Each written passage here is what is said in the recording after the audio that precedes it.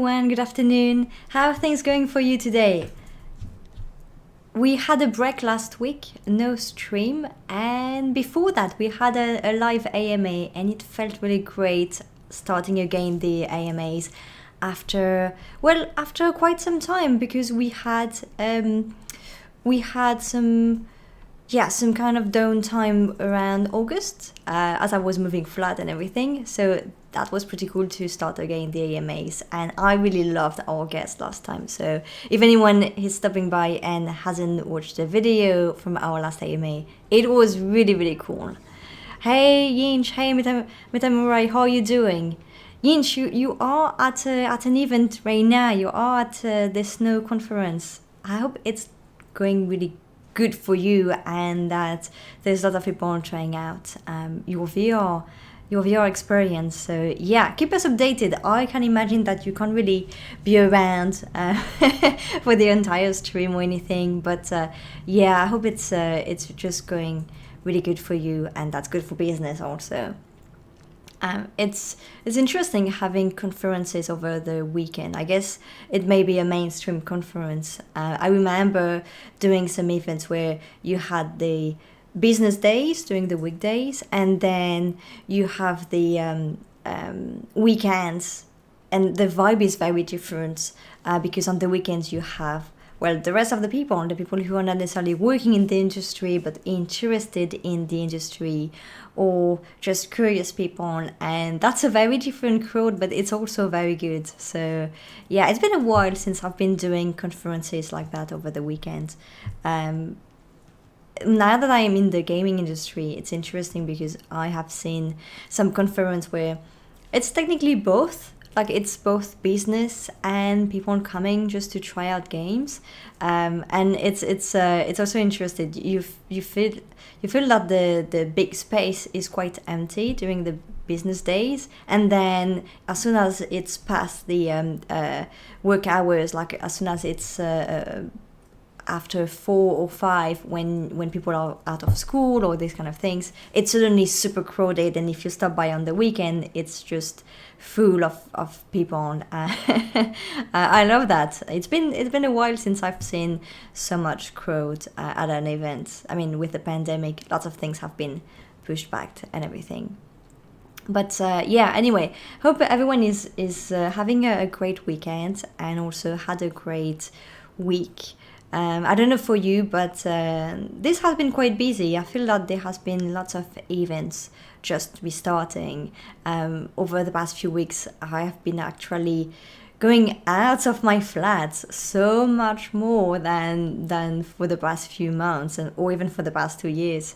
Lots of events restarting, lots of things in real life restarting, even though we don't forget that we're still in the middle of a pandemic, but still it's good to see people again in real life, and be able to develop different relationship, like having more meaningful chat, being able just to sit down. So yeah, this personally has been quite nice, even though it's kind of terrifying to get back to networking. You're like, do I even know how to how to behave, how to do networking, how to break the ice and start a discussion with someone? It's always weird, but it's also good to be able to do smaller events before going out to big conferences. Like next week, I am going to a bigger event, and having kind of smaller events before is a good way of just getting back to it. And before we go further, as you saw in the title of today's stream, we are going to play with MetaHuman, and I wanted to get my hands on it for quite some time. I've seen some people playing around with that, so we're going to try to recreate my co-founder Alex in MetaHuman. So I have some pictures, and well, that's a person I know the best, and I've known him for so many years. I think that's the best model for that. But before that, I also want to talk about my startup Wild Meta, and I know that I mentioned a few times that I wanted to do an update video on what we've been up to. I did a kind of a startup vlog about a year ago. And I mean, it's not about a year ago, it's actually more than a year ago. And I wanted to do another one. Like initially, when I started doing this video, the first startup vlog, I wanted this to be something that happens regularly. Like, I keep you updated on our progress, and I talk about things that we're going through, challenges or anything like that. A bit like when I talk with my guests during the live AMAs, but more focusing on one thing at a time per video. Anyway, that was my plan, and I'm not great at doing videos. There's always something that bothers me, and it actually takes me so much time to end up with something I'm happy with. And so time has been going so fast. When you're building your own startup, you're always into something, and so time has been going very fast. And I have been looking to do this new video for a long time, but I had problems with my flat, and then when I eventually got installed and everything, I have tried many attempts to do this video.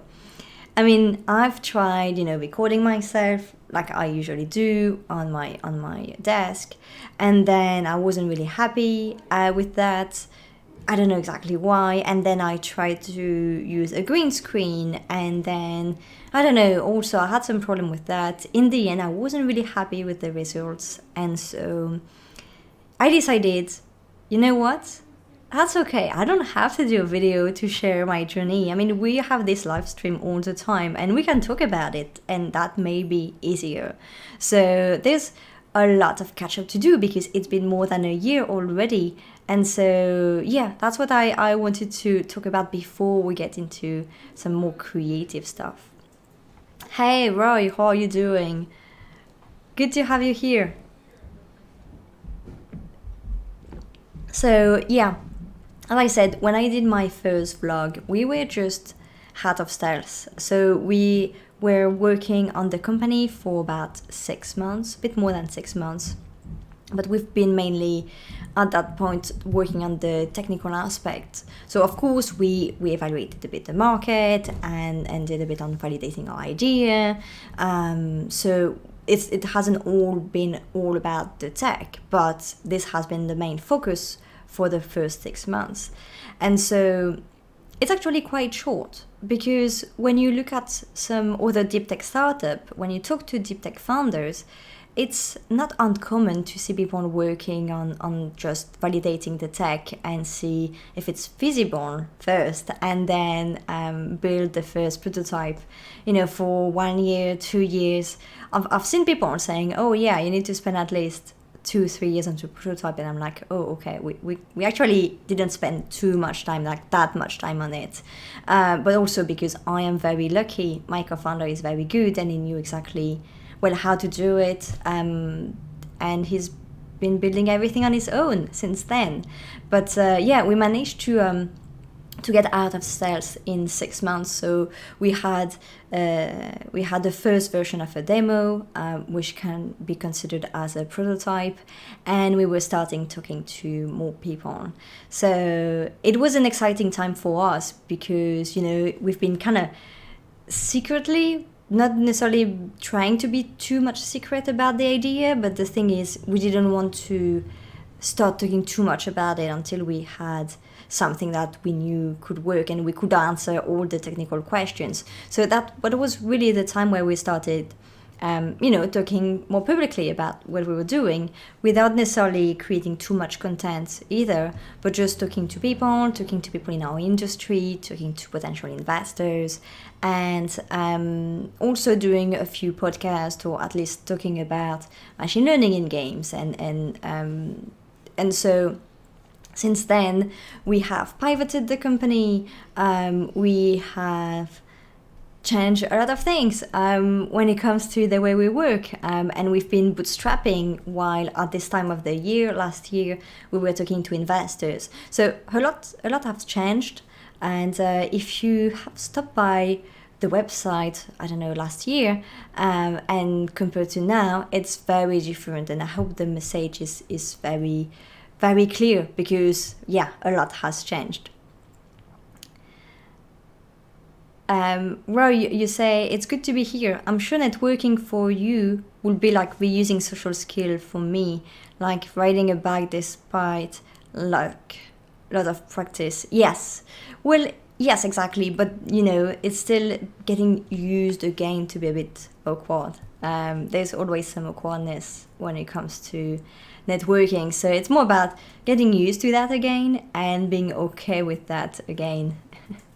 And it's also a matter of energy. When you go out there, you need a lot of energy. And so, small dose here and there before jumping into something bigger is quite good.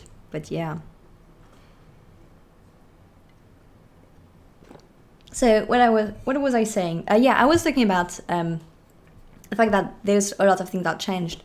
So, thing is, yes, we pivoted, and for a long time I didn't want to call it this way, because when you start talking about pivoting, sometimes it can frighten some people.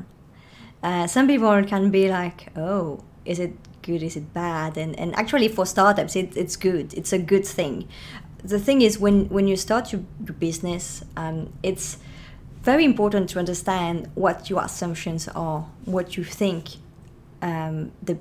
the ecosystem is, like how you think it's working, how you think your potential customers are going to use what you're doing, how it's going to interact with what they have, but then you need to confront it to the reality.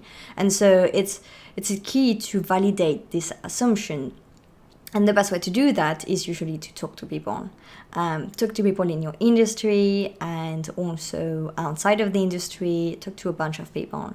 And when you do that, usually you kind of rethink what you're doing, and you have to sort out what everyone is saying. So you can't listen to everyone. You can't just get everyone input and apply that immediately in your business, because it doesn't make sense. It doesn't always make sense. So you have lots of opinions, and you have to first sort out, okay, what do I do with that? But then it also makes you rethink your assumptions sometimes, and especially if you're talking to your potential users or people who really know really well your industry. And so that doesn't necessarily mean that you were wrong to start with, but let's say if you see something smarter to do, it's better to do it, right? So that's exactly how we did it. We started talking to a bunch of people, especially people who had a lot of experience in the game industry. And so our main assumption was that, okay, we are building machine learning based bots for video games. And so initially we were building a B2C platform directly for the players. And our assumption was that if we want to work with game studios and businesses, we need first to show that our technology is solid, but also that there is a demand from the end users. And so for that, we need a B2C platform. So we thought that in order to do B2B, we needed to do B2C. And so talking to people who had lots of experience with video game studios, we realized that, well, actually, maybe not.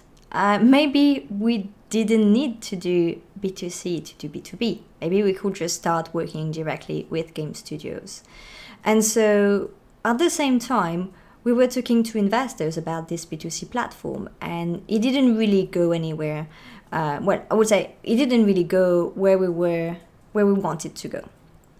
We just didn't find the right partners, and also we were really quickly categorized into the B2C box. And in B2C, you usually need a lot of validation from your customers.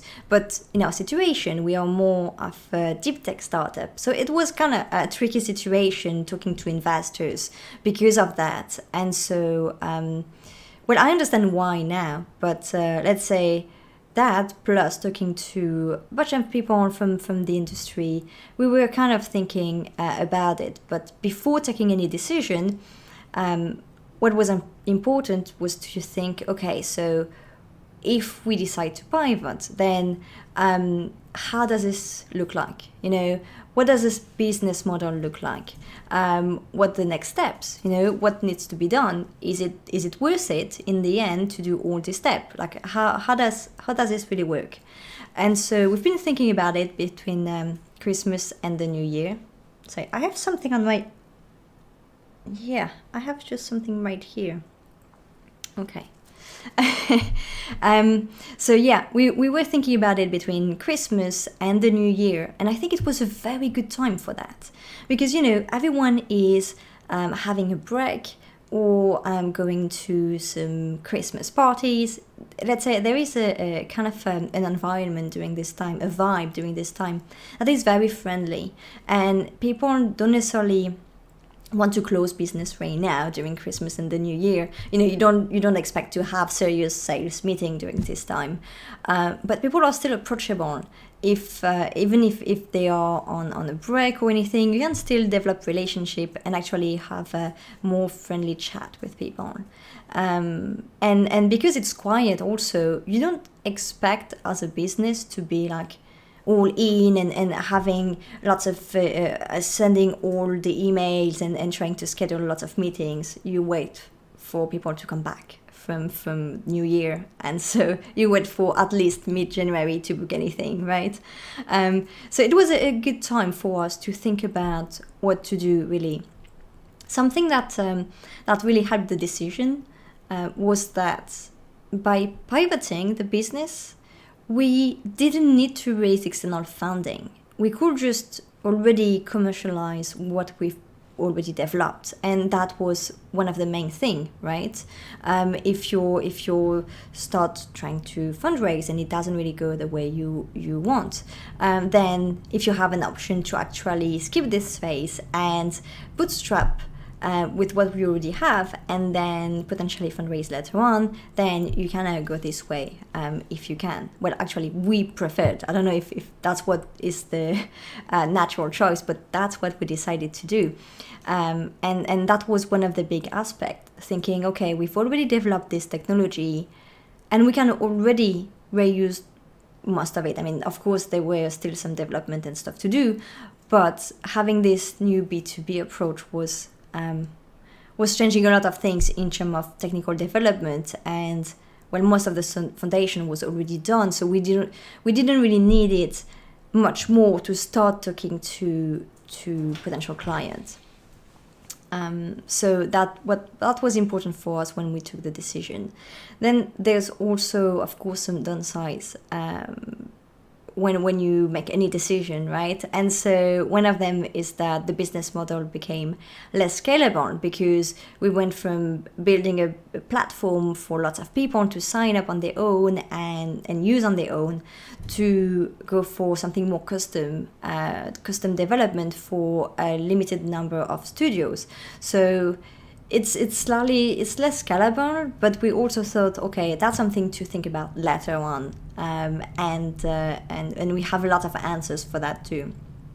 So once we decided to pivot, there's a bunch of things that we had to do immediately, and the first thing was to be more public about that. So because we were still quite quiet publicly before, as I said, we got out of stealth, but we weren't massively active on social media. It was more about starting talking more publicly to some people and having a description and these kind of things, but we weren't really aggressive on being active on social media, creating content or anything.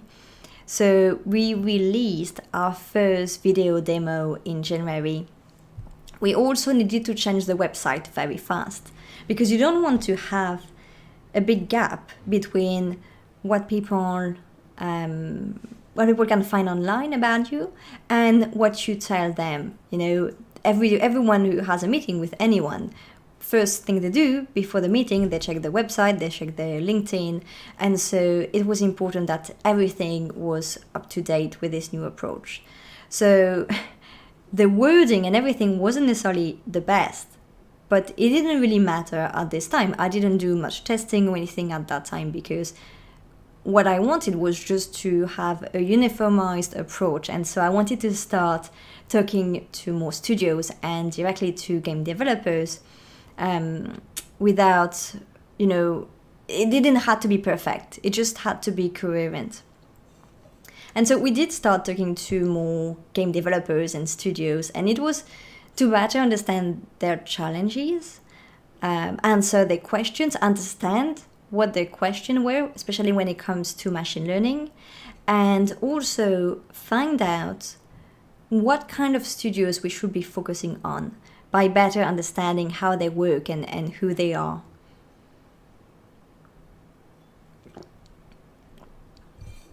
There is one mistake that we've made early on, was that we were talking to them about tech and about machine learning. So we were using machine learning terminology, but we weren't focusing enough on the benefits of the technology and explaining how it works really with the technology. So it was more about talking about our tech rather than talking about their problem. But we spotted that quite quickly when we realized that they didn't really get it. And so as soon as I spotted this problem, I kind of turned it to a super listener mode. I was taking notes of what people were saying, the question they were asking, but also what made them tick, what made them understand what we do. Like, when people get it, you can see a switch. You can see it when you're in the middle of a meeting. People change their attitude, they change the way they even change the way they stand. Suddenly they kind of, okay, so if I understand, which means that I can do this and that. So you know what I mean. And so it was super. That was this kind of moment that was super important to understand, and also find the words where they can understand what we do. Like by listening, by letting them explain what we do with their own words, I was able to reuse that and even to use it blindly, like just integrate that into our new way of explaining what we do. And so this has been extremely useful. Maybe it wasn't the best meeting ever in a sense that we didn't, I was more listening than talking, but in the end, I think that's what it is about, really listen to, not just explain what you do, but also listen to people. And that's a key element.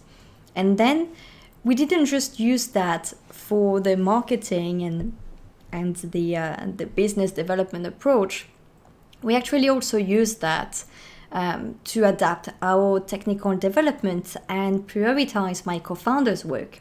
So that's exactly why we focused on Unity and then real integration, for example, and that we announced the new library in September in the same time as the integrations, because quickly we understood that one of the major questions from the studios were around how our technology and our machine learning system works with their own system. And so one of the best ways to explain that is kind of to talk the same language.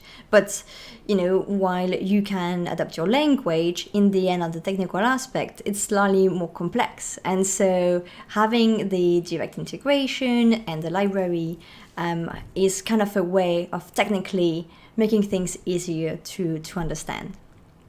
But to be honest, pivoting really felt like starting a new company from scratch. So far, I'm quite happy with the feedback we have, and we have had over the past few months some very interesting meetings. So the industry has very long sales cycles and strict budget, but we do see a rising interest, and being out there for quite some time, just talking to people and being active in the community has helped a lot. So yeah, it has been quite of a year, and now it feels like ages ago. I mean, we didn't even realize when we passed the 1 year anniversary of the startup, because we were just so busy.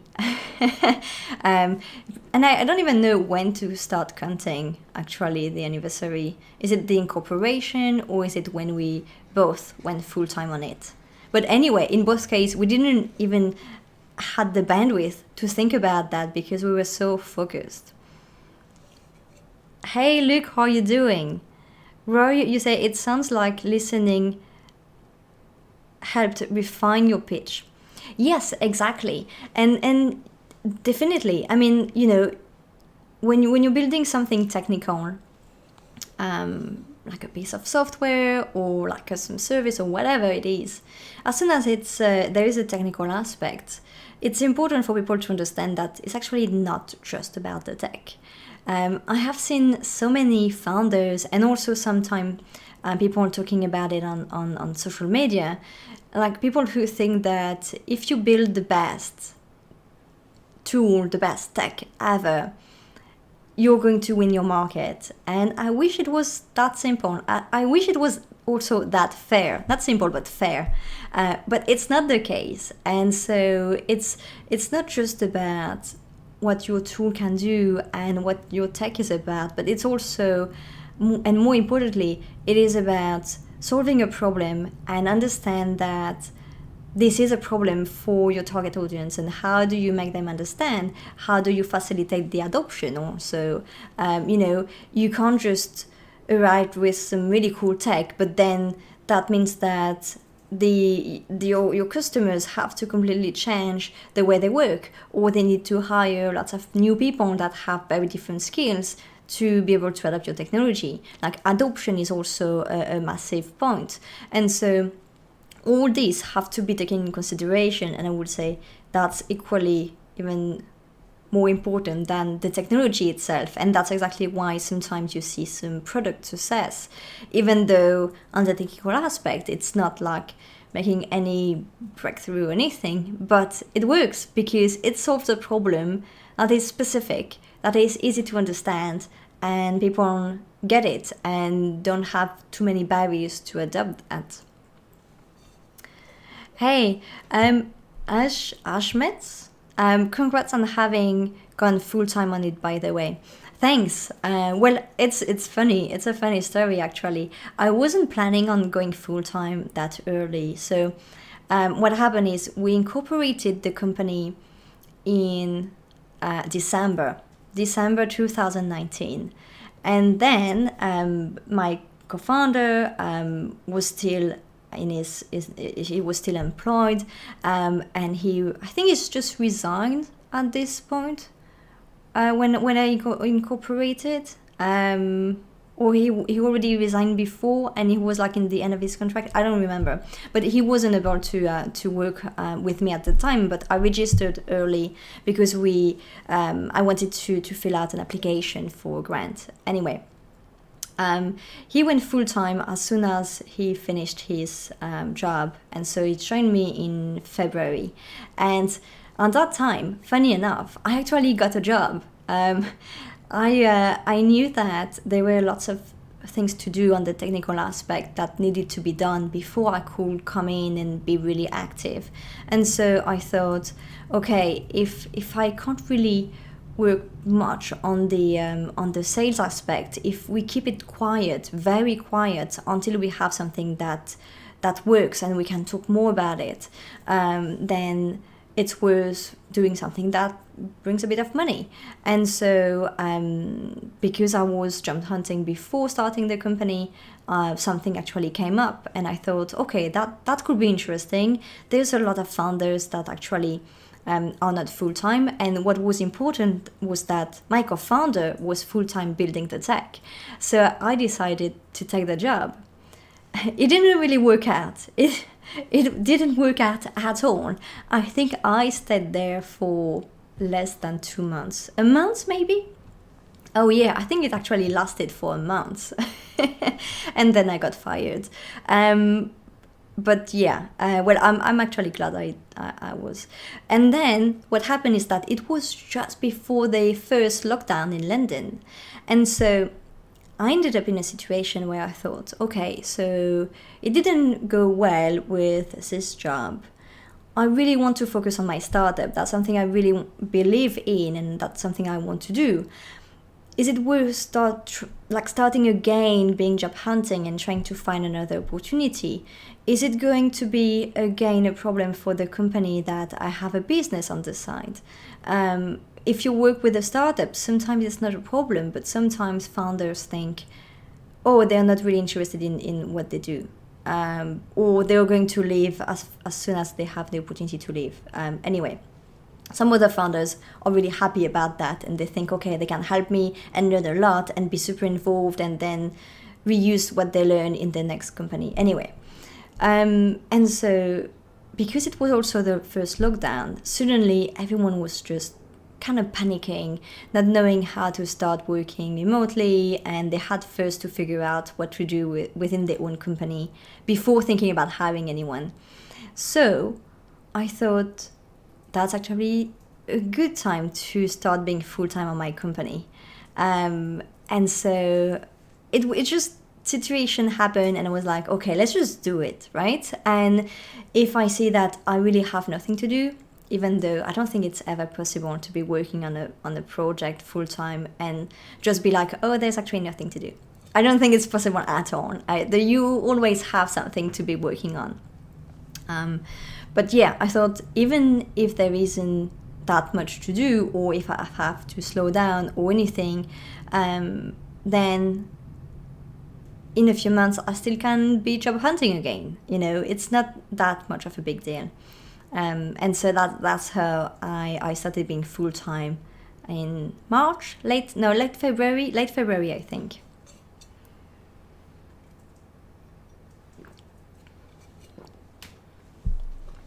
Roy, you say, looking back on Wild Meta's quiet development period, what are the strategies you used that you'd repeat, and what would you have done differently?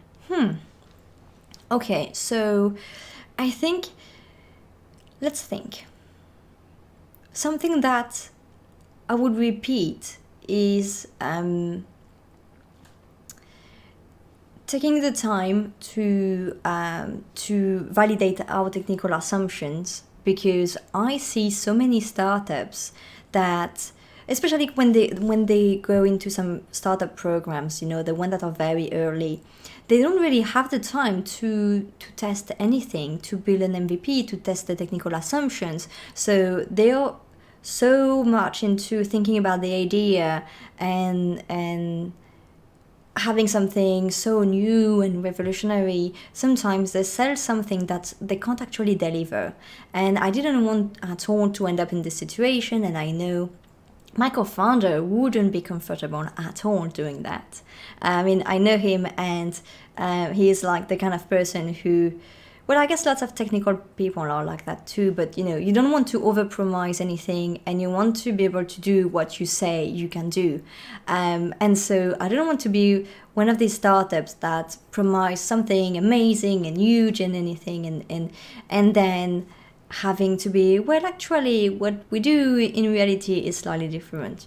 So having the luxury to take a bit of time to just think about how to do things right and work on the technical aspect, validate all the technical potential challenges, and just take the time to build a first prototype and to be able to answer all the future questions that will come on the technical aspect was, I think, something that I would repeat. And also, I know that it's amazing to build in public and to be able to get feedback from everyone and support and questions and everything. But in the same time, when you are in stealth, you actually have no pressure at all. No one knows what you're doing. Some people on that may have noticed that you have changed your profile on LinkedIn or something like that. They may ask you questions, but that stays one-to-one. So you don't have any pressure to do anything, to set a deadline or anything. So it's actually a real luxury. So that's something I would repeat. Now, something that I would have done differently is maybe start talking to people early on. and I mean investors and people in your industry. So we did it after about 6 months, and I think it's still quite short, but I wish we have done it before. But you know, you can always think of things to do differently, and then when you think about the circumstances, you know, your mindset at that time, your knowledge, what you knew about your industry, what you knew about this and that, well, I think I wouldn't have done it differently. But now that I know, I don't know if it's something I could learn from in a different situation, because you always make the decisions based on what you know and what you have right now. So I'm not sure if it's something that you can actually transcribe to another company. But yeah, talking to people early is always a good idea, even if your technology isn't ready yet. You know, you don't necessarily have to talk about what you can do or what you want to do. You can just, you know, have a catch up and talk about the problem itself. That's something I wish I had done earlier. But as I said, because we pivoted, we did it with the players when we had in mind the B2C platform. So we did a big survey with players, and so we have done, I think, the right thing. But since we pivoted, we didn't really have the time to redo that. You know what I mean? Like the 6 months in stealth that we had to do all this kind of groundwork, as soon as you're pivoting, well, you kind of lose this, right? You can't, again, have another 6 months in stealth, right? You're pivoting right now, so even if you prepare a bit, you kind of feel like restarting again a company. But yeah, I don't know if I would have done that differently, but I would recommend anyone to speak to their target audience early on. If we had started talking to game developers and people in the gaming industry like 3 months before, maybe we would have pivoted a bit before. Yeah, maybe. I don't know. You never know, right? You never know. But that's something that I think would be best for anyone. Roy, you ask why I was fired from my last job. Well, it's I don't know. It's you know, sometimes startups are a bit messy, right? And so I was hired in a position in a small team of 2, and clearly they didn't really know what to do with us. Like, we were supposed to do one thing, but it didn't really go well necessarily with the rest of the company, and so it was just a bit odd. And so I think because they didn't necessarily know much about what we were doing, there were a real gap between what we thought would be best to do and what we knew about the industry, and what they had in mind, and we didn't really communicate it at all. Like, I remember having this weird thing where one of the co-founder completely ignored me and like never spoke to me, and so the other co-founder was never in the office, and so it was really weird. To be honest, it was a really weird thing, and you know, that's the kind of mess you can find only in startup, and in some way it has its own charm, right? You always have a messy part in all startup, especially fast-growing startups. But yeah, I think it wasn't necessarily just about me. I don't think it was personal at all, but it was more about my role and my team that was completely out of what the company was doing. I don't know exactly how they changed that, because well, the entire team has been fired or left at the same time. So I don't really know. Yeah. Luke, you say, loving your story. I've just gone full-time for my startup and left being an employee last month. Oh, congratulations! Amazing! I want to know more about that. I feel that, you know, you stopped by, but you haven't really keeping us updated. So yeah, I didn't know that. And I didn't see anything on LinkedIn. Maybe that's my fault. Maybe that I have been less active on LinkedIn. How did I miss that?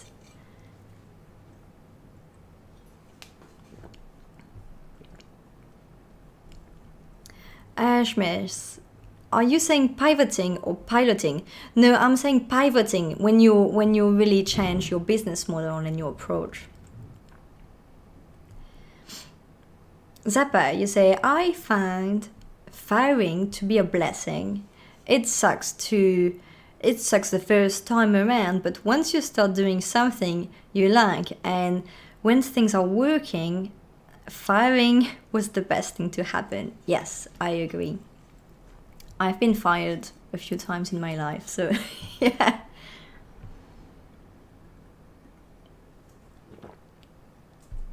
Look, you say, I've been keeping it quiet, but just updating my profile today. We should have a catch up soon. Definitely. Okay, so if you haven't yet mentioned it publicly, that's why I missed that. You say you worked at a startup for a few months to validate your idea and that you can do it better than them. Yeah, that's a way to do.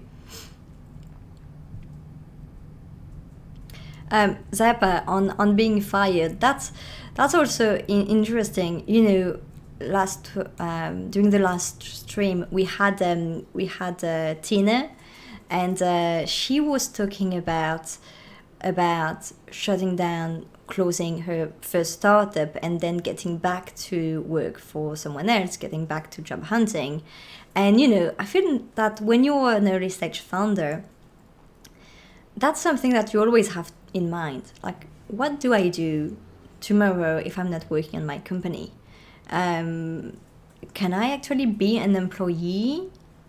Do I want? Am I able to do it?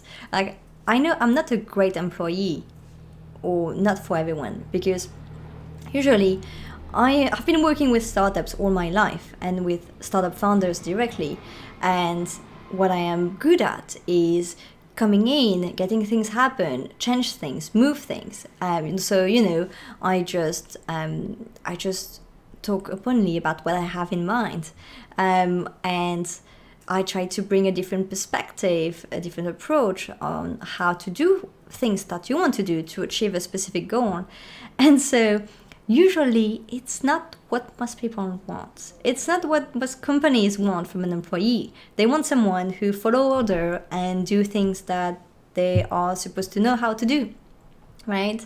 And I'm not really like that. I like to learn how to do new things because I need them straight away.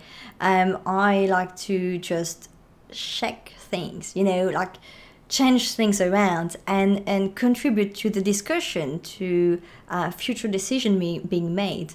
I'm not saying I have to make the decisions, but following blindly a strategy that I don't understand is not for me and has never been. So I don't even know if I would be able to just find a job one day if I had to. And that's something that was very interesting to talk with Tina during the AMA. I really liked the fact that she was very open, talking about it with really no bullshit, not trying to make it sound easy or anything, you know.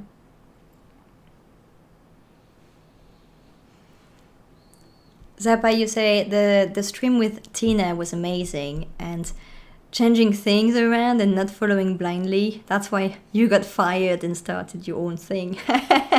Well, I think it's something that lots of founders have in common. In a previous AMA,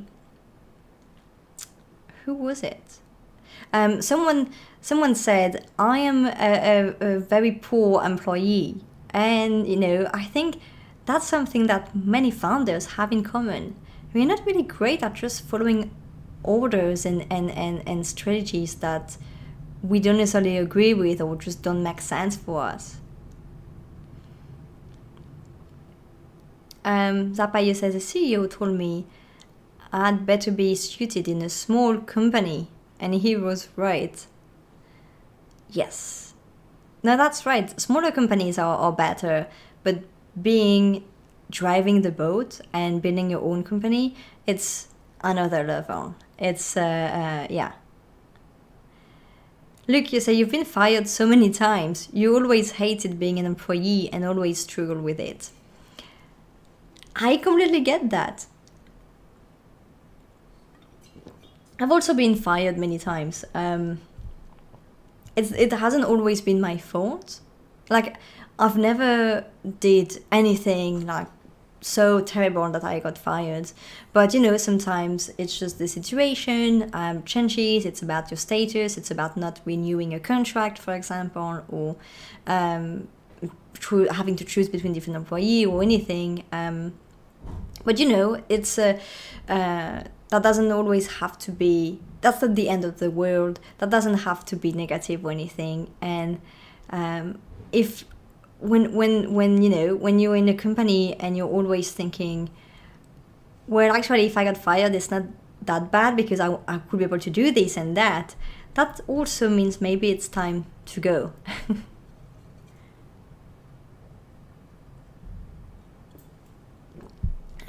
Zappa, you said, to be fair, it's easier being an employee. Just do the thing, that's it. Nowadays, I have to get other people to do the thing more than I do it. Yeah, I don't know.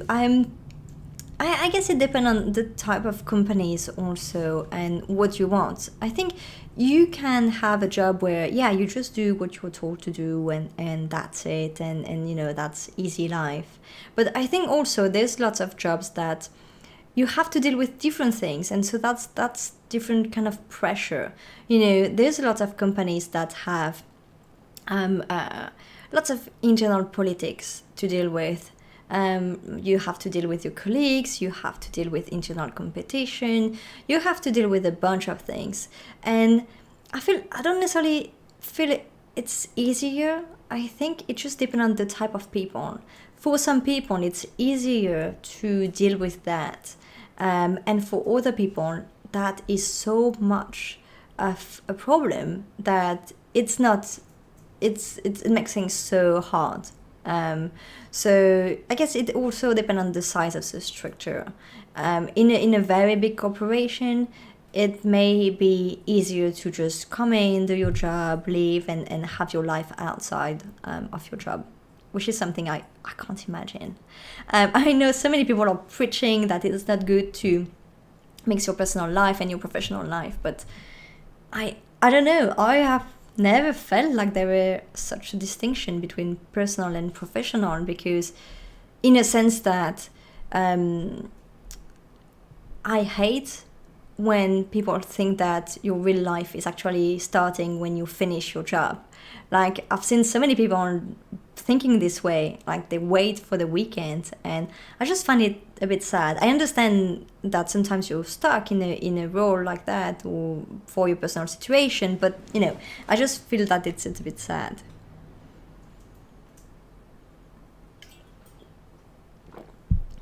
Zappa, I remember the first time I got a new manager, managing all the departments, including the one I was leading.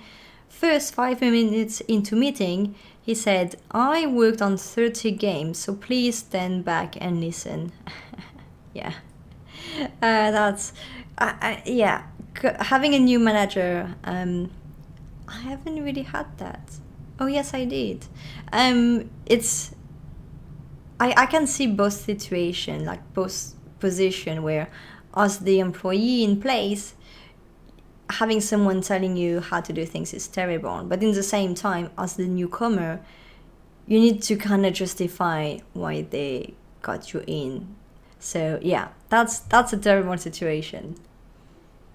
There's also a matter of ego that comes to play. Yeah.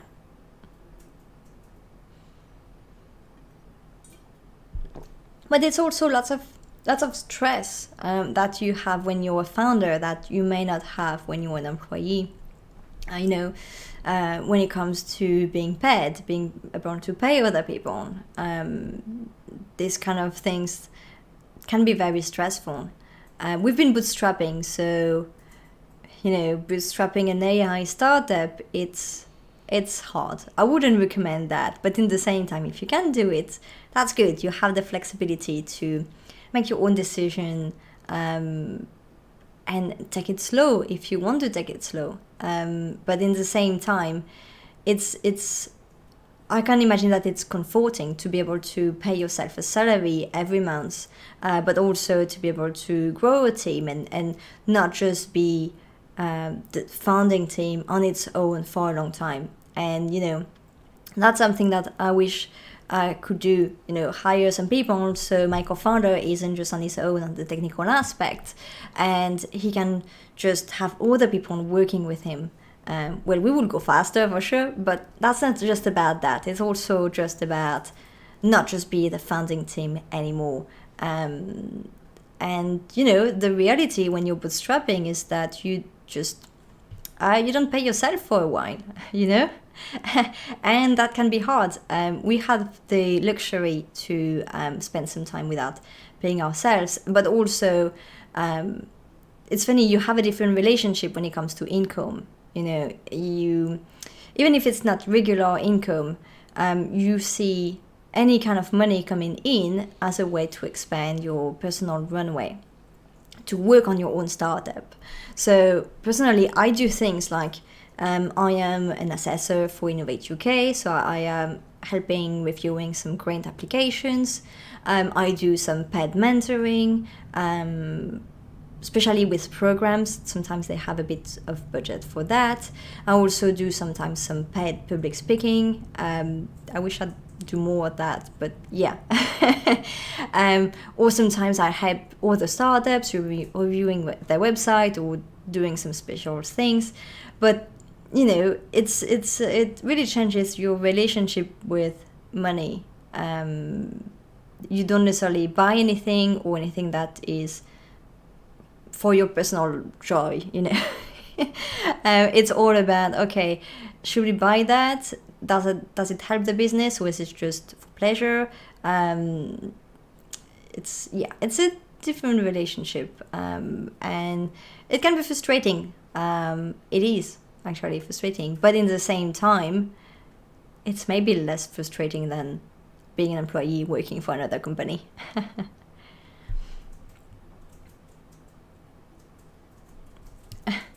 Zappa, you said that manager that you had did a good thing because you entered the founder's corner. Yes. And look, you say that bad managers are a nightmare. Yes.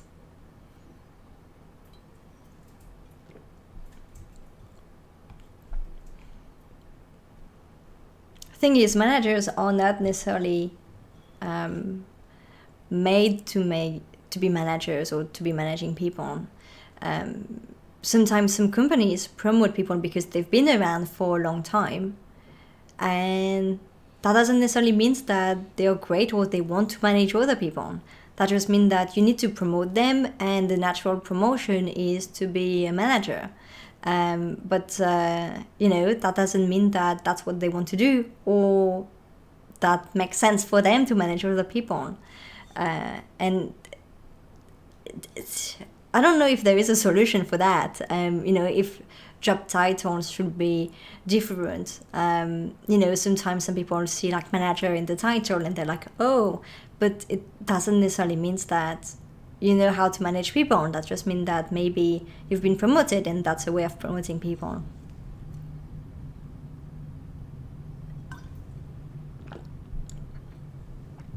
I am talking too much. I need more water.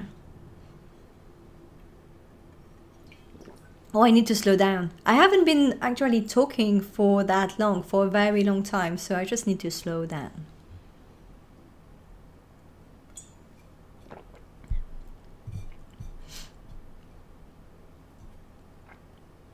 To be honest, what has really helped us for the past 2 years, I think, has been to be involved in the startup ecosystem.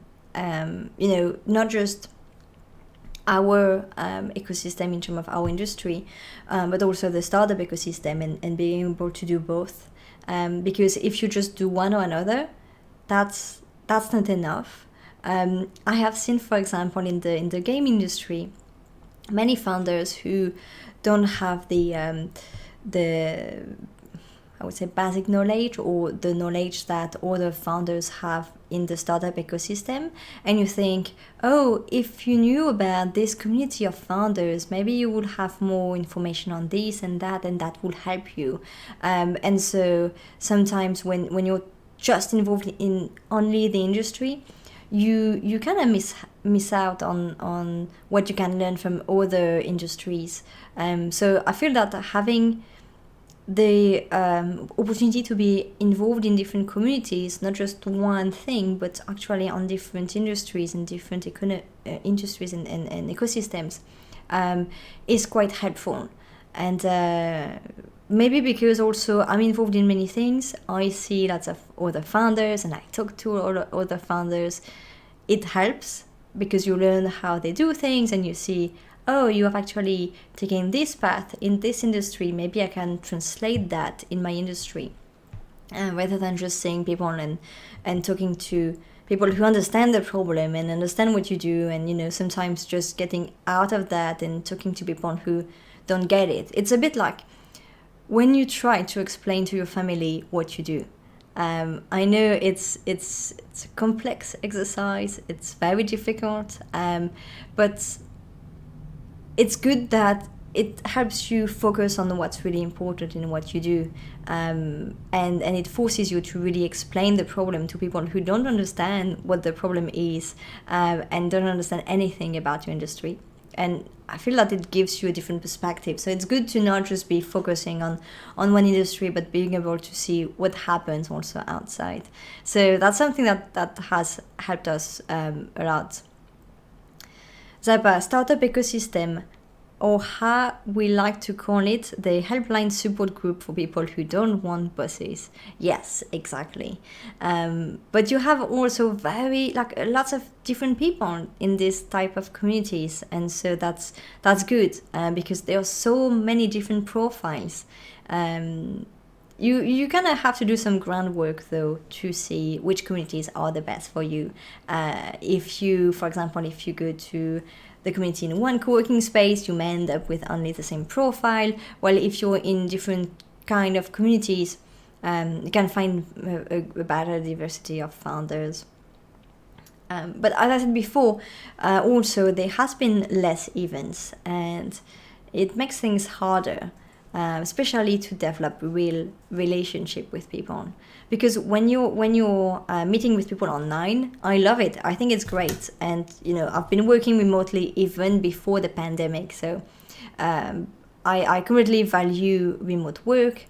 But then it's not the same thing when you develop a relationship in real life. When you share a coffee or a beer or drink with someone, whatever, that's not the same thing.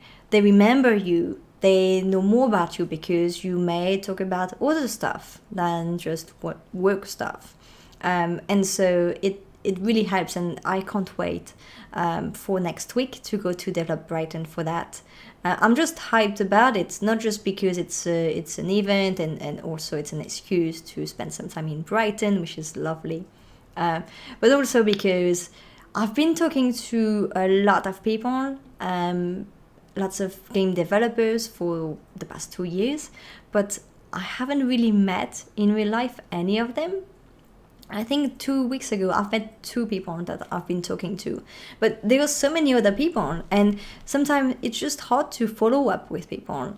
Bumping into each other at regular events, that changes everything. Even if you don't, sit down for 2 hours to have a big discussion with someone, even if you just bump into each other at event after event, you kind of know each other. And so that's the kind of thing that will really help. And that's why I'm excited by events restarting, even though that's going to be a big stress. And I know there's a lot of people who also find it's a bit too early to restart events, especially with the pandemic numbers like in the UK right now. And I completely understand that. But then on the business perspective, I think it's going to improve a lot of things.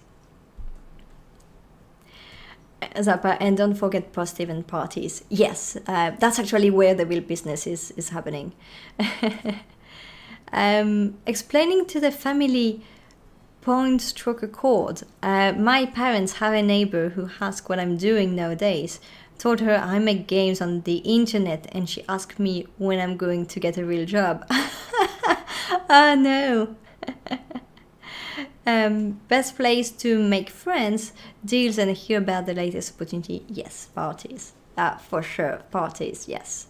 I have so many good memories, and I have more memories of parties around conferences than the conferences themselves. But then it's like a marathon. You have to last on the long run. So you have to last until the end of the conference, and then for sure you're going to be sick when you get back home. Even before the pandemic, you always get something because you're tired. You walk outside in the middle of the night to go from one party to another. We're all getting sick afterwards. So I am planning to staying home the week after next. Right, which came first for Wildmeta? Looking for a co-founder or meeting them? What's the difference? So thing is, I've known Alex for more than 7 years. 7, 8 now? I don't remember. We know each other really well, and so thing is, when I was working with startups, lots of people ask me all the time, when are you going to start your own startup? And I always had my own answer, which is, it's not about the startup, it's not about the idea, it's about the people you're building the startup with. And so, I've met so many people that are really nice, really cool, smart, but that wasn't people I wanted to build a company with. And so, as I said, I've known Alex for a very long time. We used to work together in a previous company back in France, and one of the first thing that I've told him when we were speaking back then when we've met. Well, it wasn't one of the first thing, but let's say the first time we actually had a moment to chat. I would say a few hours later, I came to him and I told him, if one day you want to start a business, I'm in. And so I always knew I wanted to start a business with him because of the way he's thinking, and the fact that we have very distinct experiences and very distinct skills, but we also trust each other. So I already knew I wanted to build something with him, and so we were brainstorming ideas for years. Something that changed with Wildmeta was first that it was an idea that I couldn't debunk. I really loved the idea, but every time we were brainstorming, I always see the negative aspect or why it could fail. That's how I think, right? It's not that I am negative or anything. It's just because I've worked with so many startups, I immediately think, okay, here is why that cannot work. And then we talk the different points, right? But with Wildmeta, in the end, it was like, okay, that could actually work. But something that was really decisive was that it was a good timing for both of us. As I said, we've been brainstorming ideas for a very long time, always talking about tech, always talking about opportunities to do things. But first you need to think about what you can realistically do with what you have, because ideas are easy for some people. But then you need to think, is it really feasible with what you have access to and without a huge amount of investment to start with? And yeah, the other thing is it was a good timing for both of us. So that's why we went for it. Yeah. So it was co-founder first, but because I knew him already and I wouldn't have built Wildmeta without him. It was his idea and him building the tech. So yes, definitely not without him. But I can imagine how hard it can be to find a co-founder when you have an idea, because trust doesn't just, you can't find ways to speed up trust or speed up knowing each other. So you have to start working together on something, understand how the other reacts, how they work, see if it works with the way you work, and then find a way to work that together. And so it's I don't see any way of fast tracking this, making this faster. But then you can also have different relationship in a company. I'm sure there's many companies where the founders don't personally know each other to start with, and then they just learn on the way.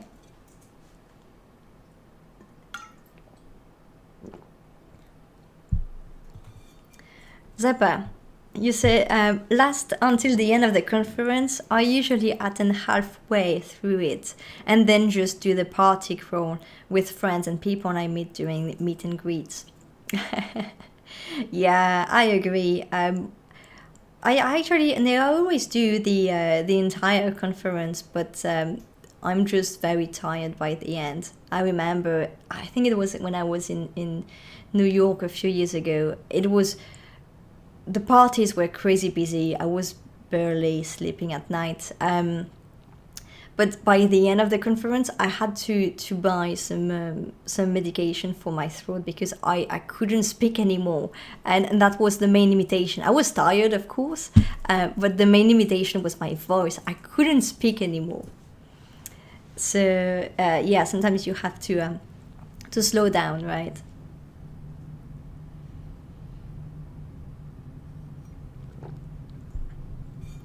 Okay, so I'm talking, but we haven't yet launched MetaHuman.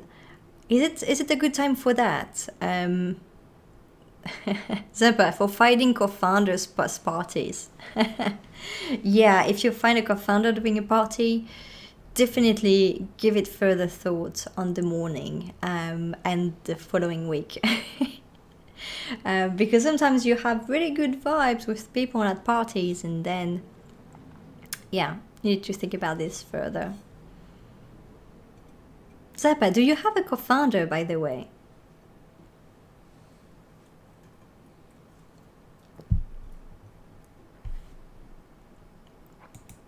Waiting for the delay with Twitch.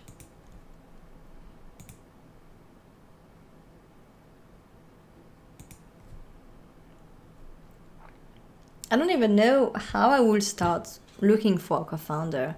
I think that's one of the benefits of programs that match you with co-founders, is that if you already have an idea, then you can find a co-founder, someone that is ready to start a business with you. But then apart from some programs, I think it's a lot of serendipity.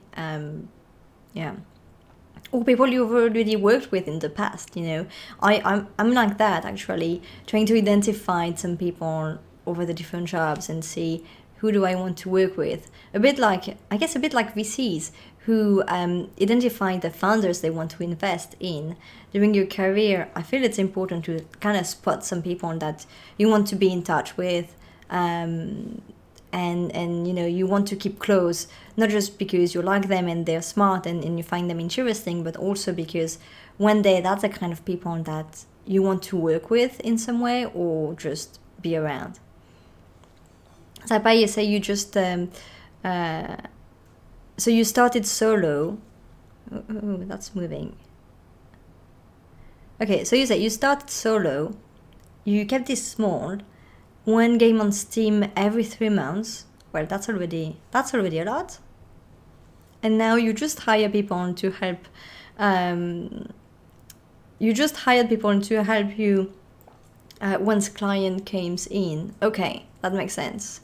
So you first hired a producer to manage your priorities so you can deliver things on time. Okay, that makes sense.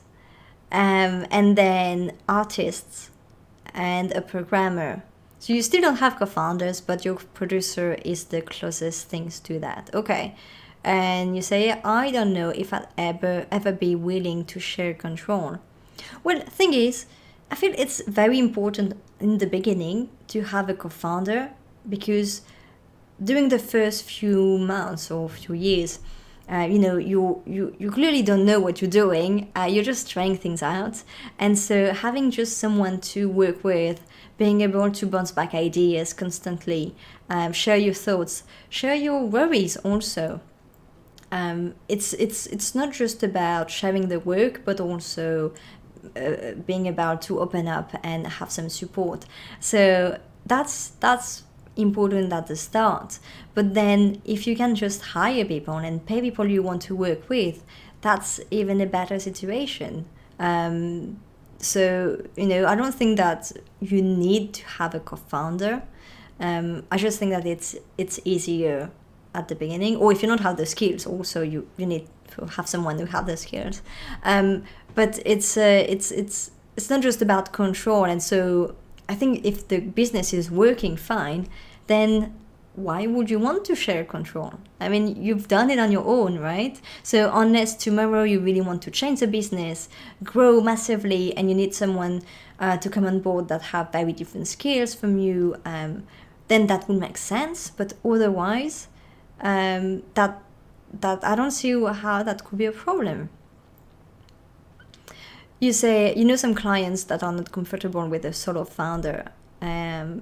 And even Tina mentioned this. Yeah, no, completely agree. I know there's definitely investors that are not comfortable with that. But yeah, clients, I'm surprised. I don't think I've been ever asked by anyone about the size of the team. I am quite upfront about it if it comes, but yeah, I haven't been asked about that. But in the same time, I always mention my co-founder anyway. The sad part is that as soon as I mention my co-founder, everyone wants to talk to him. And no one wants to talk to me because I'm the non-technical person. And so I'm like, well, kind of non-technical. And so everyone would just want to speak to Alex.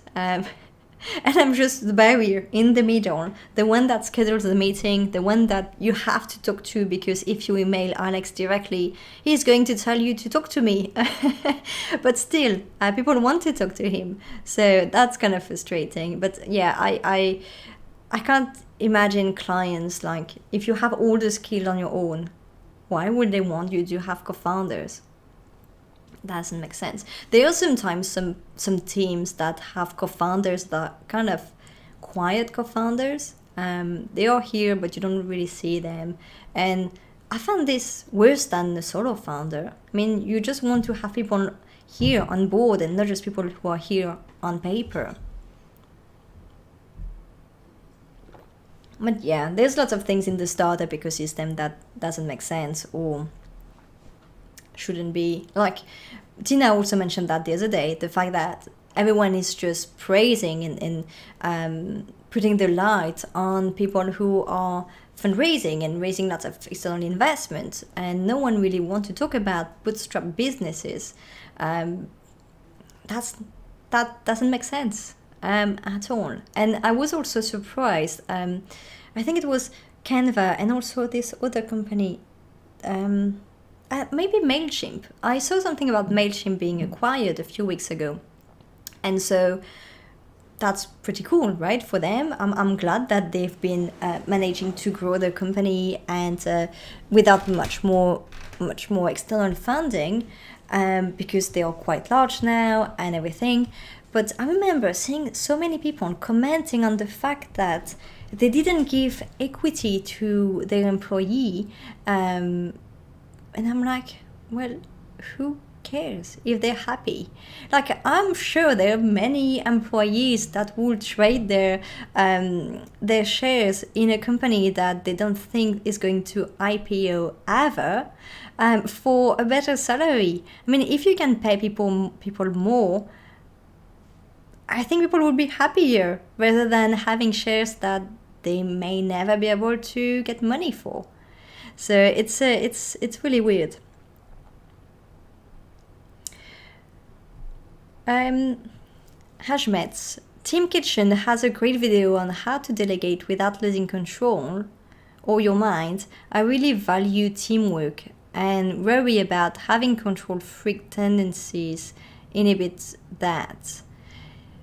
Yeah, that's something that you realize once you're doing it, right? I mean, even if you know yourself really well, until you end up in this situation where this comes up, it's very hard to know how you're going to react to this or that. I mentioned that earlier that I had some trouble over the summer with my flat.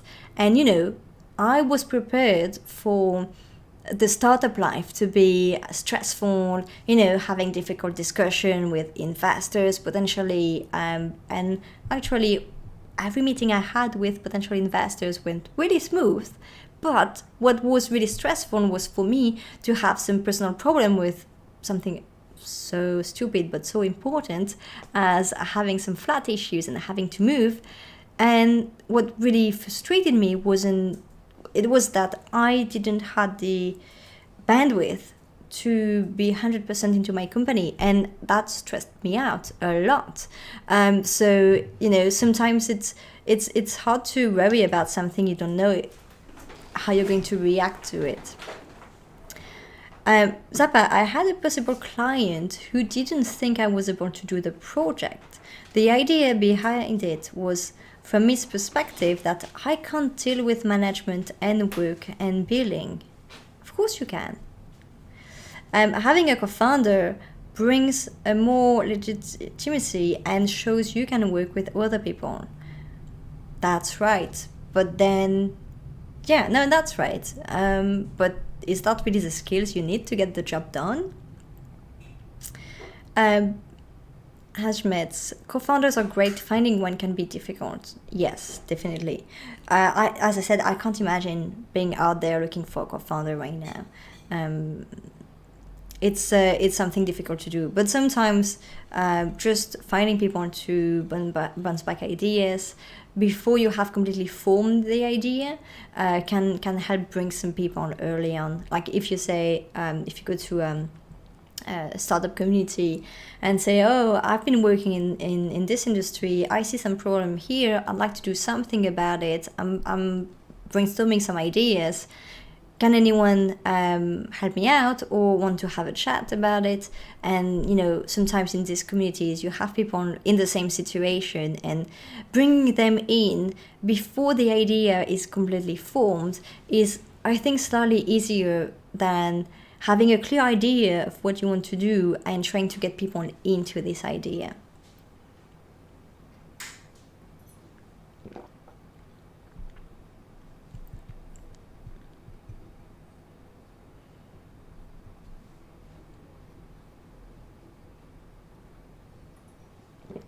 Okay, let's continue to chat, but during this time I am launching MetaHuman. Sounds right? We said we were going to try to create Alex on MetaHuman. So let's try to do that. I am going to put this down, and if I change the scene immediately, is this going to work? Yeah! Perfectly! Great! Zappa, is Yinch around? I realized I never heard if he has a co-founder or does things solo. I did have Yinch on the stream, yes.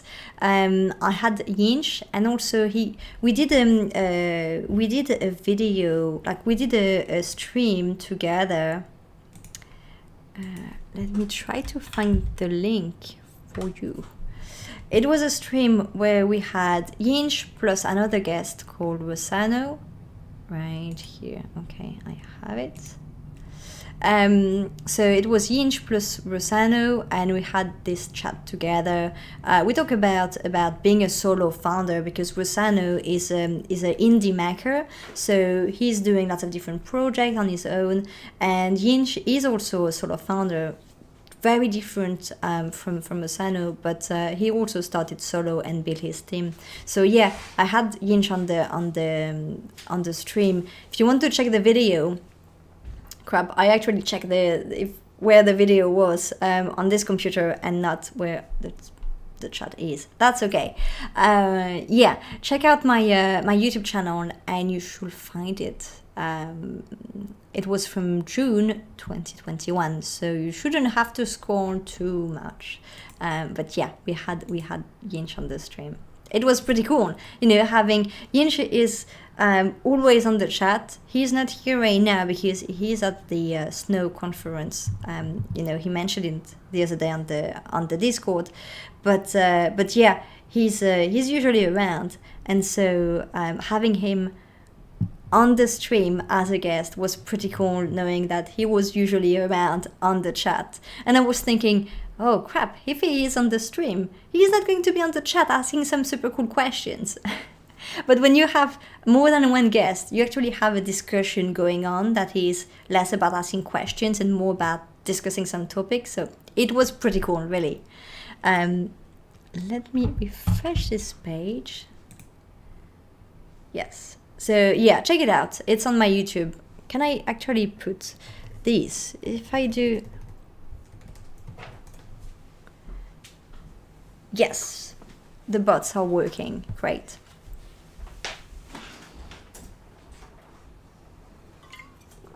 Yeah, sorry, Roy. I had some security on Twitch to post links, so I can find it here directly on this computer too. Anyway, we are waiting for MetaHuman. So the way MetaHuman works, it's not let's say public yet, in a sense that in a sense that you have to ask Epic for the access.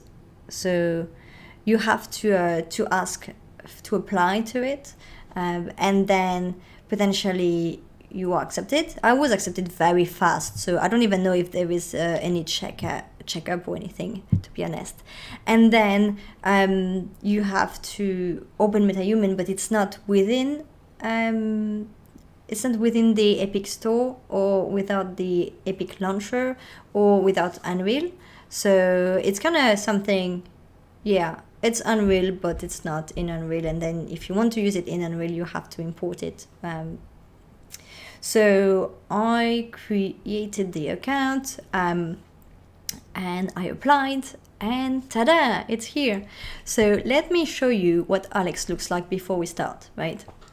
I haven't had a look really. Like, I had a quick look. I have seen some people using it, but I haven't played around myself. And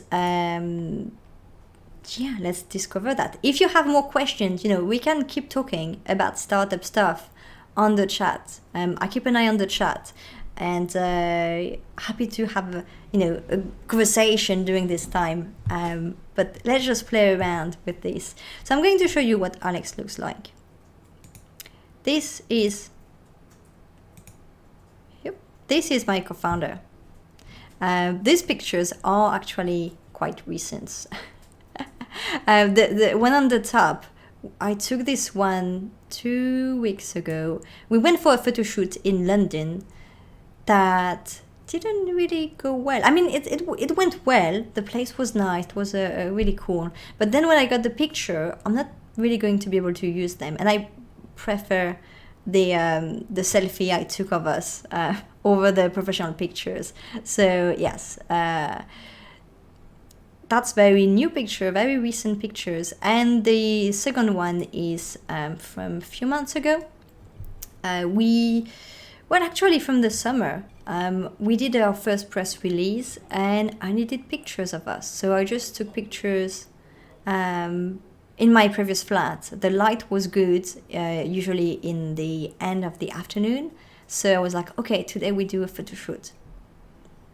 I tried to do self picture for me, and it was hard.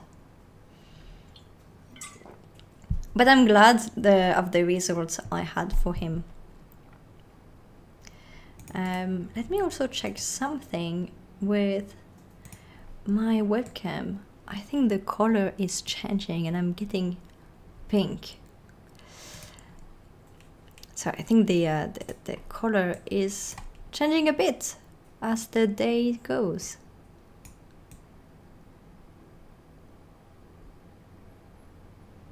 Yeah. Okay. So we are in MetaHuman. Let's see. what's the best way to proceed? I think what's really important is to get the first model starting on an existing MetaHuman that has about the same kind of shape, head shape, and then we can change everything anyway. But maybe starting with someone that has the same, kind of have some the shape of the face would work best. So you have a bunch of people that are already existing here. That's pretty nice. They look good. They look really good. There's some things, but I think it's just maybe my computer, or I don't know. So it's an online tool. It's not a software that you download. As I said, it's not directly linked to Unreal. It's not within Unreal, but still belong to Unreal. So I may start with this one. Oh, it takes time. Okay, we're not going to click everywhere. That's a kind of tool where you can't click everywhere all the time. Fine. This one will work. I know he's black, but I think for the shape of the head, this one maybe. Yeah, no, this one was good. Okay, let's go for this one. Let's try out. Has anyone tried playing around with MetaHuman? It launched a few months ago at least, so it's not really new. I've seen so many people trying it out, and I just wanted to get my hands on it at some point.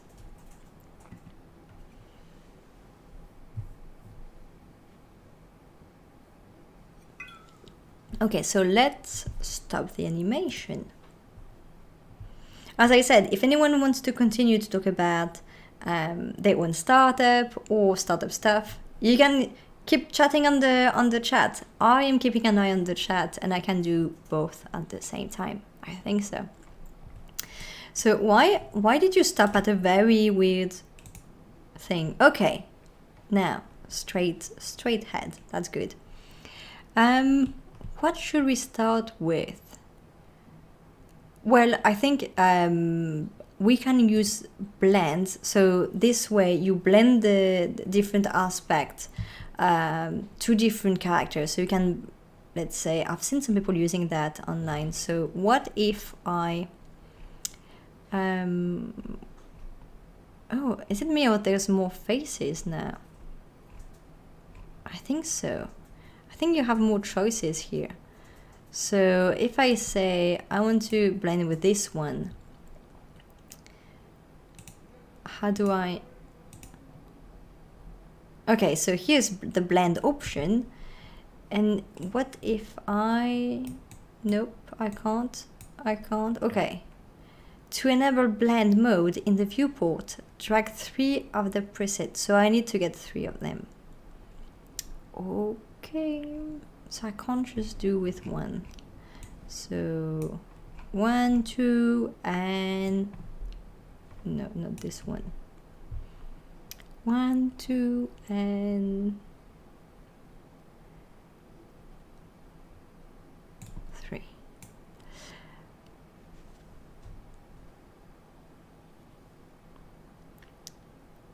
Rory, that's the first time that you see it. Okay. Well, it's supposed to be extremely easy to create a believable, well, not believable, realistic character. So the thing is, I've been playing video games for many years, and when you start playing around with the custom settings for the design of your character, you can quickly end up with something that doesn't look very human, right? And so I think the idea here is that anyone that doesn't know anything about the right proportion or anything can create a human that looks like a human quickly and easily. So it's supposed to be very intuitive and easy to work with, and let you create human that actually looks like humans.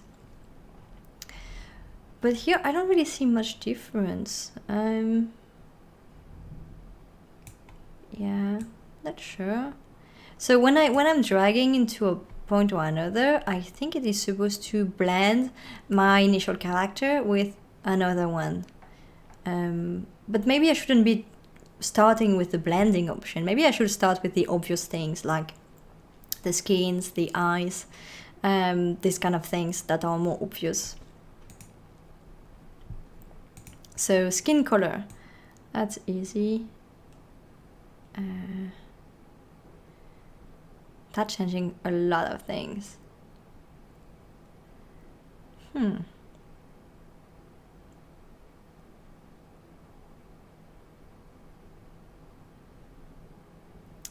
Yep, that sounds... it's quite fair.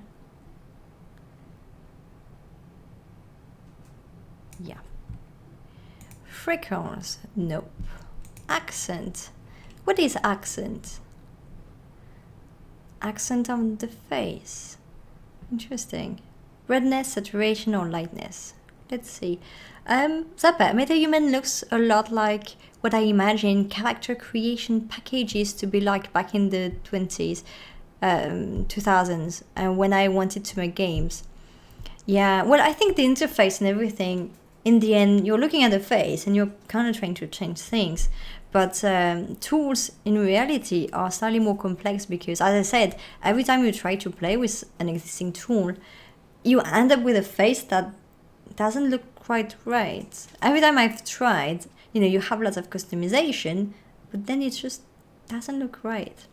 So yeah, I don't know what you can do with that in terms of how you can use them then.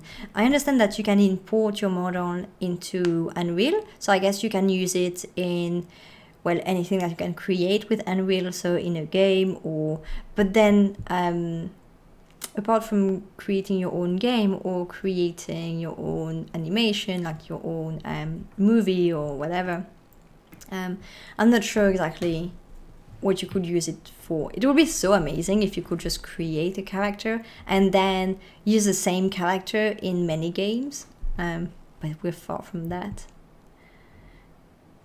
Can the avatar be given voices? No, not with this tool, but then I'm sure there's a bunch of tools to create fake voices for character. I don't know. Zappa, do you know any tools for that? Ooh, okay, so redness is... oh, I see. So kind of blushing tool. Blushing cheeks. Okay, nope. But we're going to clear that. Clear all. Okay. Saturation. No, still clear all. Lightness. Oh, I see. But it's just the cheeks, so... Okay, I see. So we're going to clear that. Maybe we can do something here.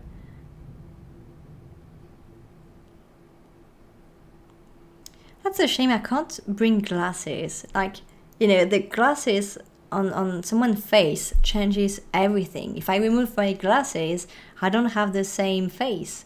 That's the same for Alex. Without glasses, that's not the same face. So, okay.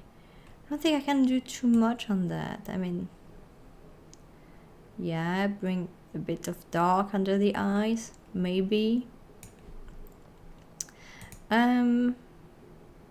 Oh, I didn't see. We also have texture and contrast and roughness. What is the roughness of the skin?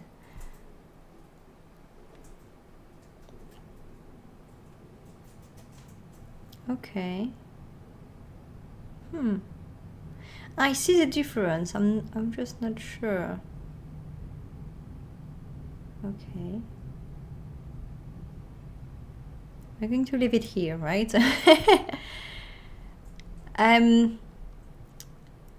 Zeb, you say there's not that many tools for synthesize voices, but you have little experience with Unreal, and you say, however, there are a lot for making the lips move naturally based on voice patterns. Okay, I didn't know about that. Another step until I can see myself speaking with the voice of Ryan Blessed. Yes. Okay, let's see. Eyes. What do we have here? Oh, that's just for the color. Okay. So I think here we are with the number 1, with the very dark eyes. Is it changing anything? Okay, we just remove everything that we're just on the way. The change is subtle, right? But actually, it's what makes it more human, because the changes are subtle. Okay, so we go for a brown.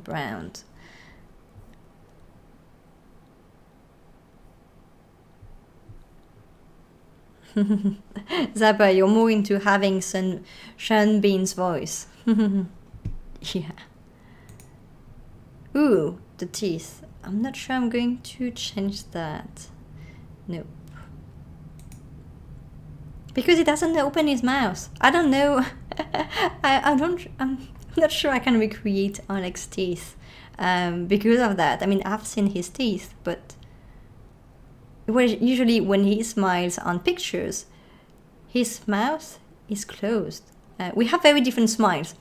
When I smile, even if when I had bad teeth, I was always having a big smile. I can't just smile a mild smile. So that makes things hard for the picture, because when you see picture when I'm actually smiling and the real smile, well, I have a huge mouth because it's just wide open because I'm just laughing and I just can't help that. But Alex is very different. He smiles, as you can see on the picture. So it's a nice smile, but not with the teeth. Different style. Makeup. Okay, we are not going to put makeup, but that could be fun. But no makeup.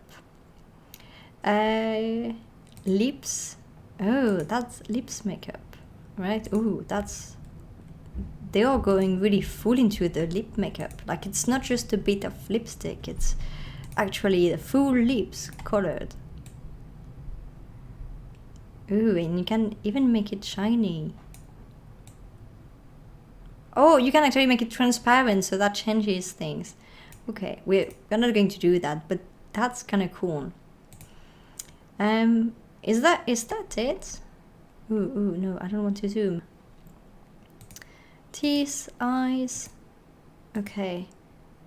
But that's small things, right? We still have a lot to change. Head. Oh, that's the hair. Okay. So we're going to change the color first. Ooh, not blonde. So let's see. It's brown, definitely brown, not black, but the dark brown.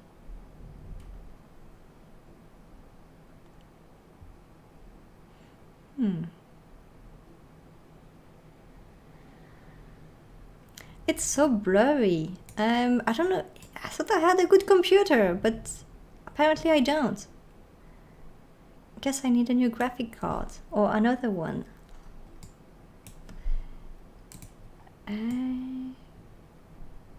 Come on.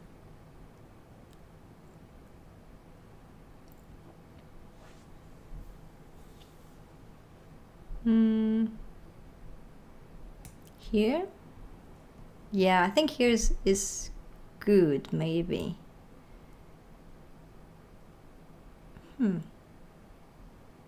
Yeah, okay, that should be fine. Oh, I can even add gray hair.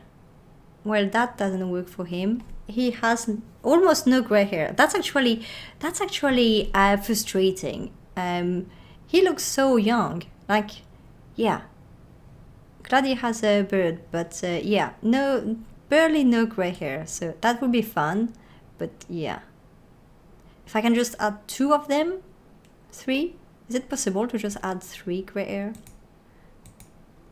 Ah, that's already too many. Yeah, okay, that will do. No, we remove them. Roy, what was the photo shoot for? For nothing, for fun. So there is this new place in London that just opened. It's a place for founders to have access to a bunch of equipment to create content. So they have some kind of small studio with some equipment, and you pay a subscription. I think so. I think it's a yearly subscription. So the idea is to create not only a place for founders, but also, you know, kind of a community. And so they offered a free photo shoot to founders, and I managed to get some tickets.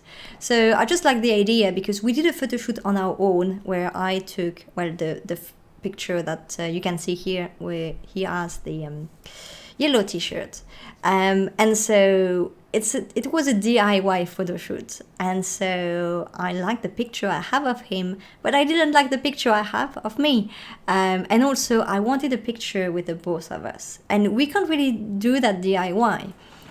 Maybe we can put a timer on the camera, and when I say camera, I mean my phone, right? So I have done all the pictures with only my phone because I don't have a camera. And so I wanted to have a picture with the both of us. I don't have any, apart from selfies. And so when I saw this opportunity to have a free photo shoot with professional equipment and professional photographer, I was like, wow, that's a cool opportunity.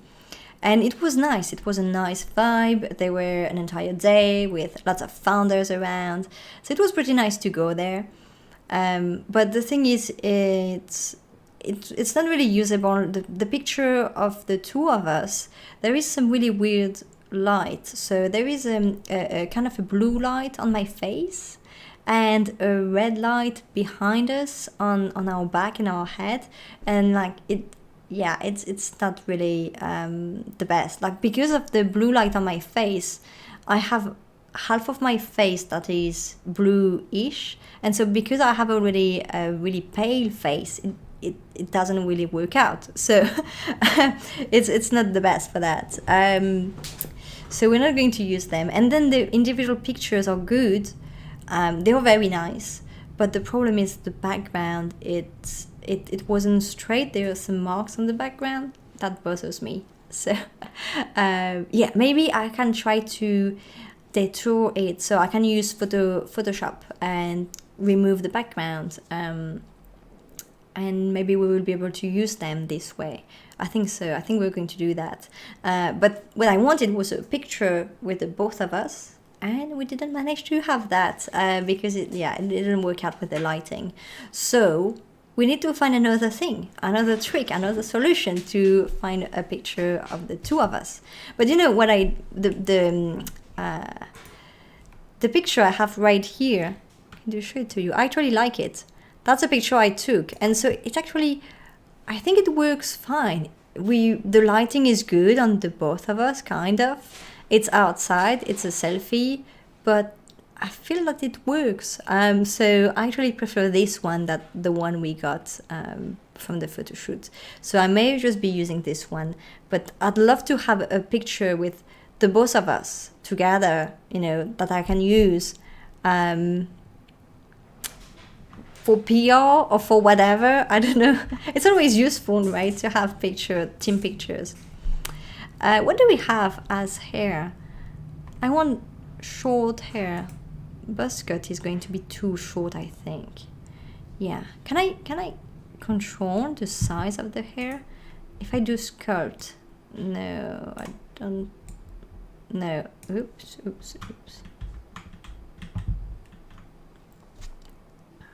So that's not going to be good enough. Oops.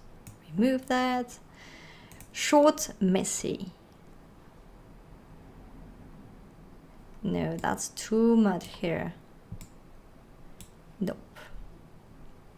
Curly, no. Slick back. Short, clean. Maybe short, clean.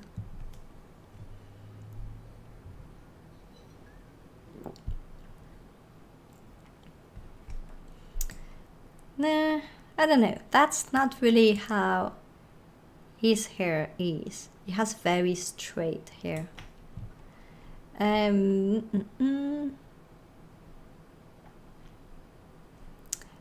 not that much choice when it comes to hair.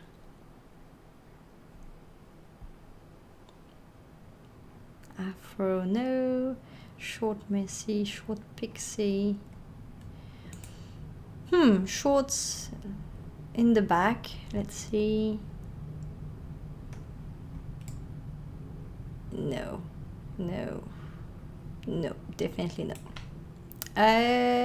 Well, that would be short clean then. Yeah, that would be the best, but it's not what his hair looked like. But that's okay. Let's see. Eyebrows. Oh, that's going to be fun. He has big eyebrows. Wide eyebrows? Unruly eyebrows? I like that. I'm having fun. Ooh, these one are good. Medium dense. Okay. Oh, and I can choose the roughness. But since everything is blurry, that's not going to do anything. And I can also choose the color, so I can put it very darker. Does it change anything? Okay, we go for very dark. Okay. And that's it. Eyelashes.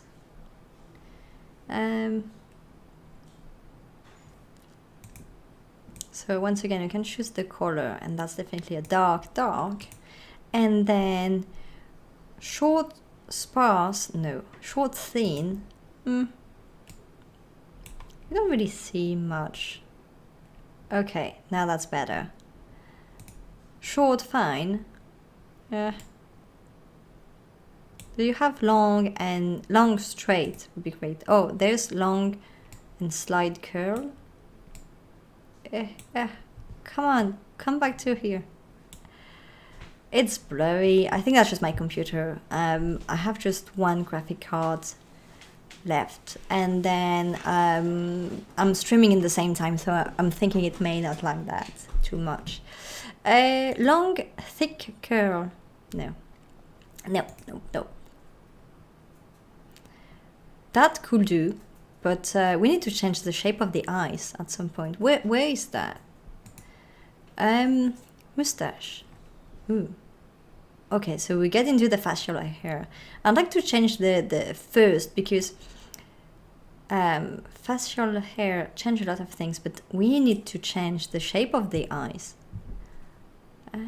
How do we do that? Can we just... Okay, we can just take that. Fine.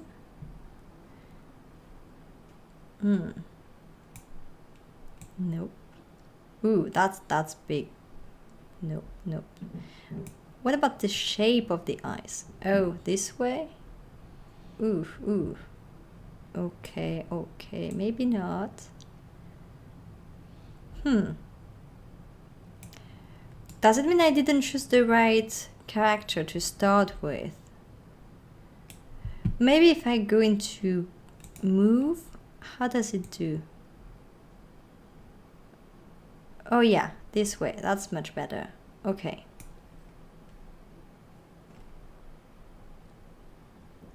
Maybe not. Oh, that's going to be hard. That's going to be the hard part.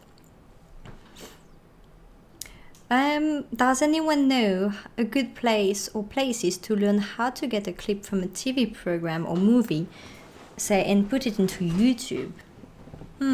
What do you mean? Get a clip from a TV and put it into YouTube? Because you're going to have some problem with the rights. But then, yeah, I don't know. It depends which TV program you're looking for. I'm not sure about that. For movies, I'm sure people are taking them from illegal platforms. That's my best guess. But for TV programs, I guess the official website maybe.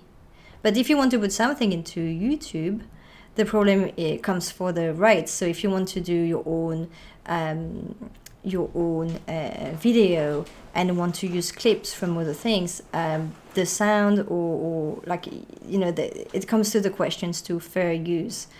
So yeah, I guess it depends on how you want to do that, what the kind of use. We're going to change the eyelashes because that's definitely not right as soon as we change the shape of the eyes. Short, thin. No. Did I create the monster? Kind of. Ugh. Come on.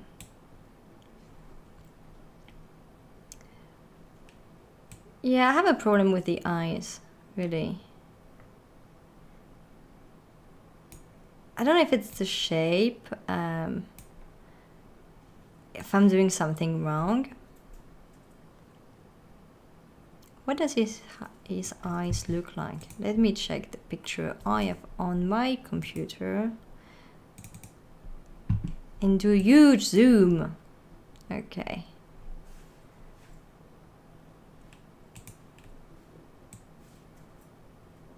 No, that's not the eyes that I grabbed. Is it? No, that is the eyebrow. Oh, crap. That's the eyes I wanted. Okay, let me grab the eye. Nope. Oh, okay, that was the eye that I got before then. Come on, that's just weird.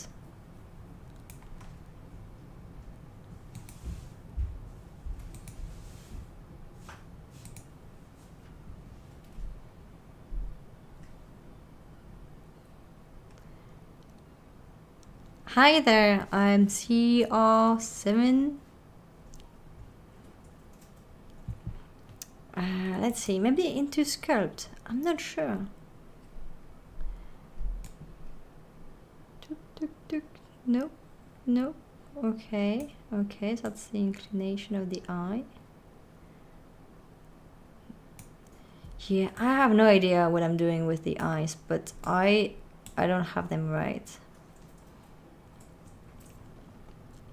What's the startup about? Well, my company is, let's say, working at the intersection of video games and machine learning. So we are creating machine learning-based bots, you know, for the game AIs. So what controls the character, the non-playable characters in a game. And so we're using machine learning for that. That's what my startup is about. And yeah, I was talking earlier about everything we've been through for the past year since my first startup vlog, you know, from pivoting to talking to more people in our industry. And yeah, that's what we've been up to. What do you do? Okay, we'll keep it to the sparse eyelashes, even if that's not exactly what it looks like. I feel that it makes more sense for a guy because all the other eyelashes look like you put some mascara on. Okay, so that's still not right. Can't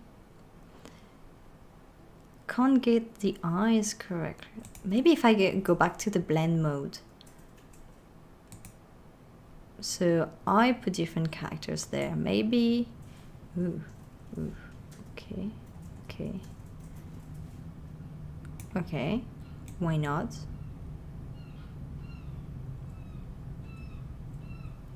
Nope.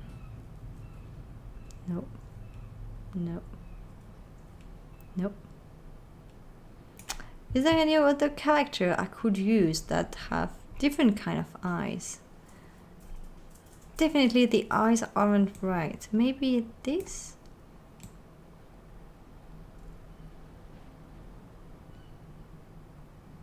Nope.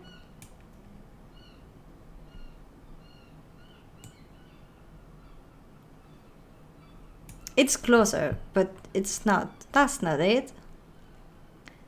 Let's have another look at his eyes. Yeah, that's not it.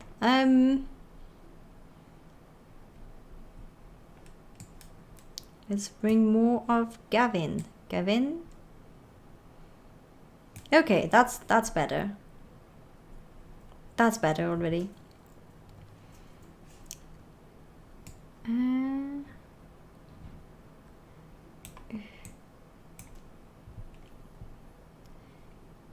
Come on, it's so blurry. Is my computer so bad? Really? Can't see much. Okay. Oof, oof, come on. Maybe I should remove, like, go back one step. De-zoom.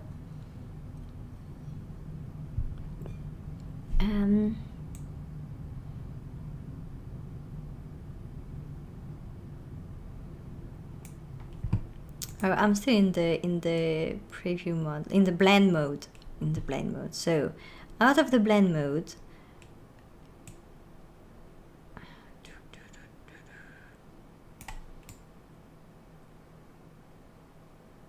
Okay, the nose looks right. About.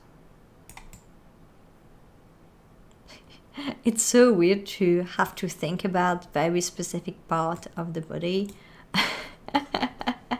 You know, I'm like, oh, okay, so his nose. How's his nose from the perspective of under his face? Like, you know, like it's very weird to think about someone and like, okay, what's the size of his nose? So I'm trying to zoom in some of the picture I have, and I think it's not big enough.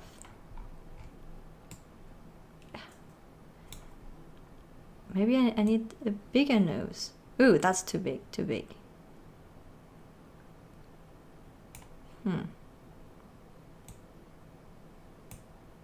What's that? It's so blurry, I don't even see the difference here. Come on.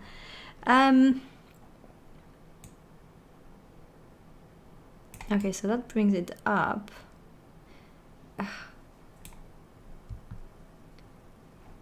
Maybe if I use the move tool.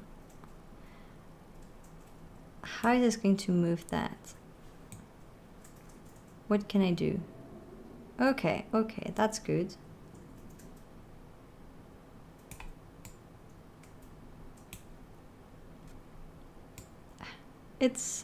It's really hard to use it right now because everything it's getting all pixelated every time I move something, and I really don't know what's the problem. I mean, it's running in a browser, so I guess it may be the bandwidth, internet, because I am streaming at the same time, or it's something else, or if it's my graphic cards that can't do too much. I have no idea. That's okay. It's not too bad, right?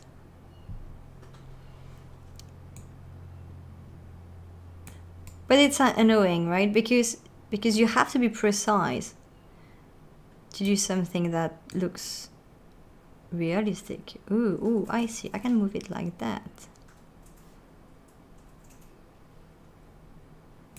What about like that from this perspective? Oh, that's much better. I think that's better. That's not right from the front, but yeah.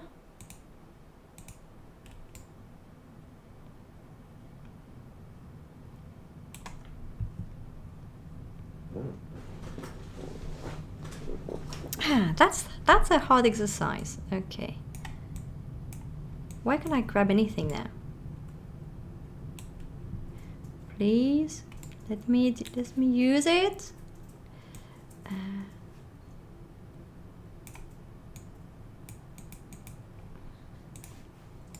Okay, if I use this curved option, oh, no, it's all blurry.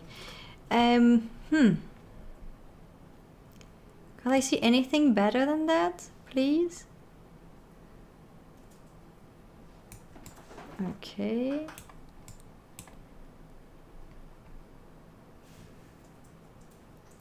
We're getting closer. That's not too bad. Okay. I think the eyes are still not right.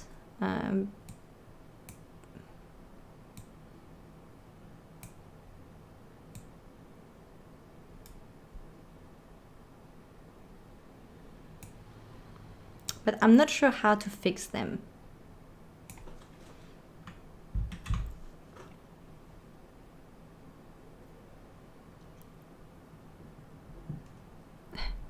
Zappa looks closer to Alex than when you started. Yes, definitely. No, if you... Actually, it looks like his brother.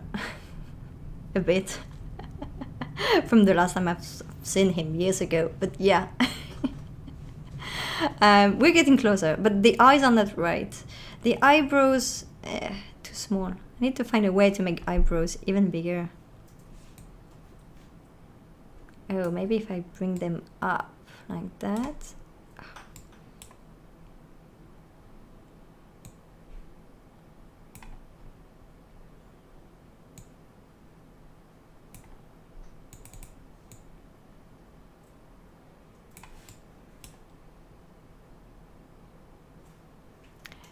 The thing is, you should be able to control the density of the hair. And yes, the glasses. The glasses are a big element that are missing here. Zappa, you say, I think the eyes need to be taller and rounded, at least from the photo. Then again, the glasses, yes. More rounded, yeah, maybe. I really struggle with the eyes. I mean, just doing something that controls the way I want it, and I'm not sure exactly how. Okay, maybe like that, and then I put them bigger. Okay, like, agree, his eyes are bigger, but also more on the down, like going a bit down.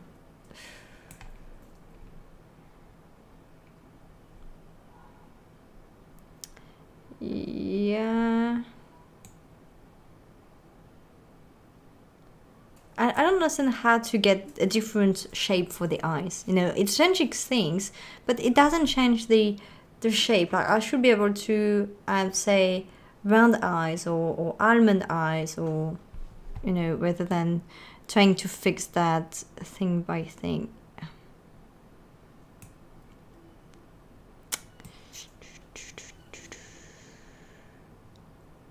Is that rounder? And bigger? Yeah, it changes too many things. What if I use that instead? Okay, so I see. So here you are changing the C's. Okay, so let me check the picture I have. The C's is low. So, low. Okay, quite low. And then, whoop.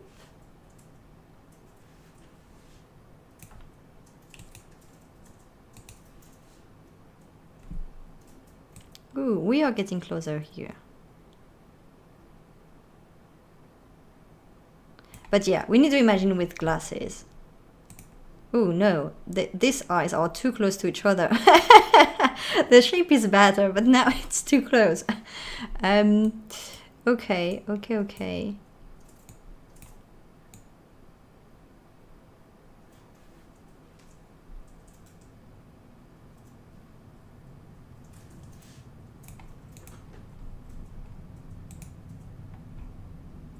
Okay, that's better.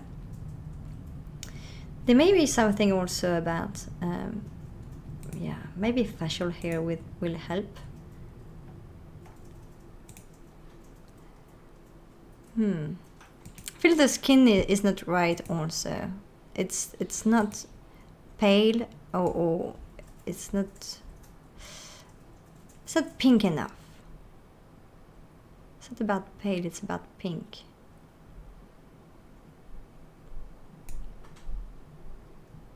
I feel that's much better already. Yeah, And now the facial hair, we haven't touched that at all. So we need more hair. Long wavy mustache. Yeah, that's not going to be right, but just for fun, I want to see that. No, it's not coming. Oh, that was it? It is so blurry, I can't tell. If it's that long. Long, scraggly. I don't even know what this means. Oh, that looks quite... Yeah. Okay. Definitely not. That could be it. Long and messy mustache. Full long mustache. I don't know what this means. Crackly. Zappa, police sketch artists are watching the stream like Doctor or watching Doctor House. Oh yeah, I can imagine. I mean, I don't know anything about creating a face.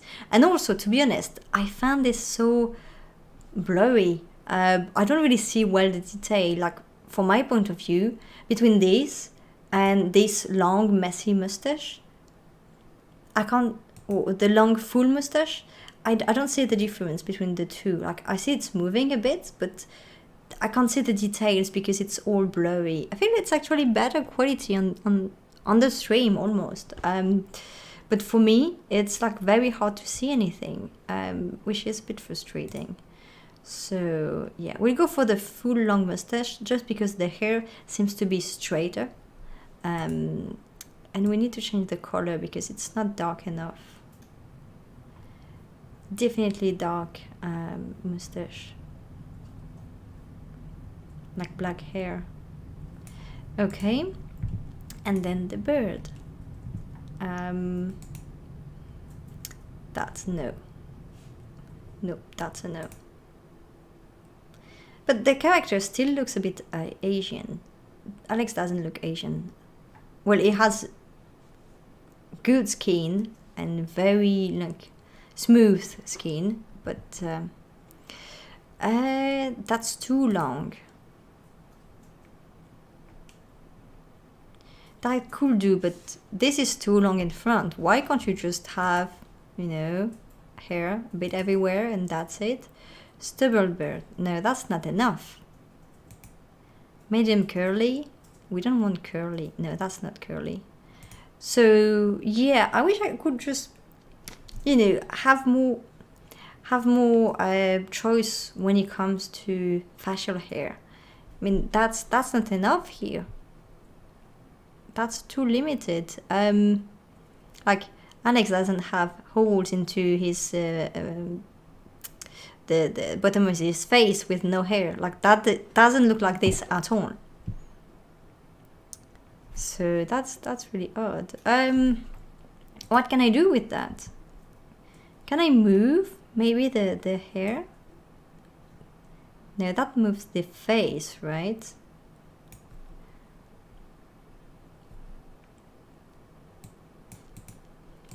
Well, we're going to make the hair darker for sure.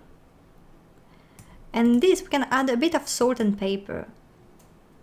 Oh, that's going to be fun. Just a little bit. I think I can count the number of gray hair he has. It's easy. There's so little. I clearly can't barely see anything on my screen. I didn't expect that, you know, and I can confirm it's actually clearer on the feedback screen that I have than what I can see. It's all pixelated.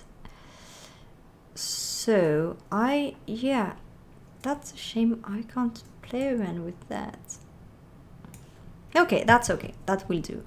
It's not really, it doesn't look the same, but yeah. No. Can we blend with someone maybe that has a full bird? Do we have any character here that doesn't have these holes into his bird? No. Nope. The old guy? No. Interesting. Yeah, I think there's definitely a need for maybe more. Let's see. No, doesn't do anything.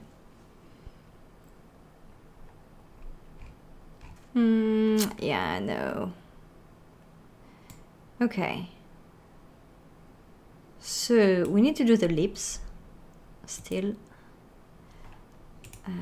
To do move for that, and let's see. Bigger. That's so funny. No, that's too big. That's too big.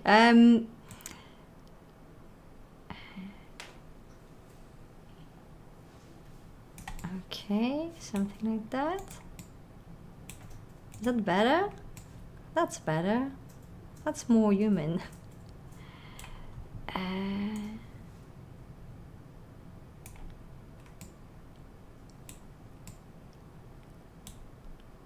Maybe we should have done the lips before doing the facial hair, but that's okay.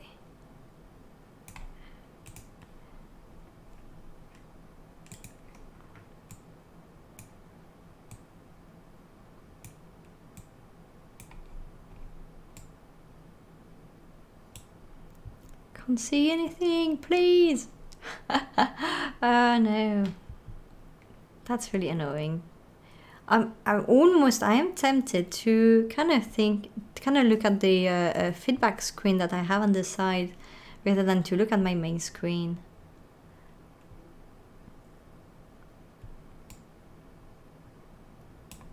Okay. Smaller mouth. Come on.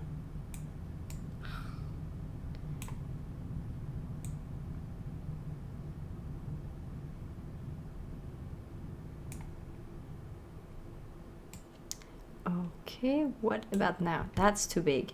Too big, too big, too big.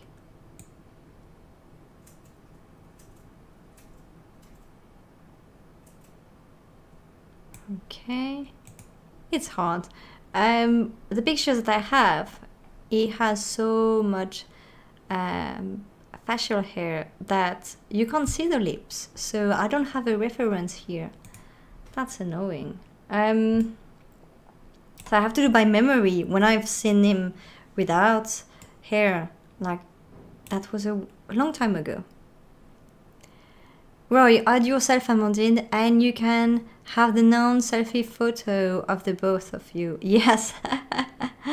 That's going to be hard, especially without the glasses. Like, if you can't put glasses on the characters, that's a bit annoying.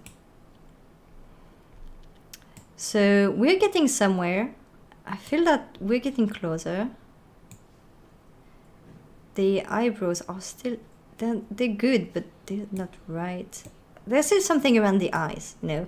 I feel like the nose is good. The nose is good. The lips are fine. The ears, I don't know.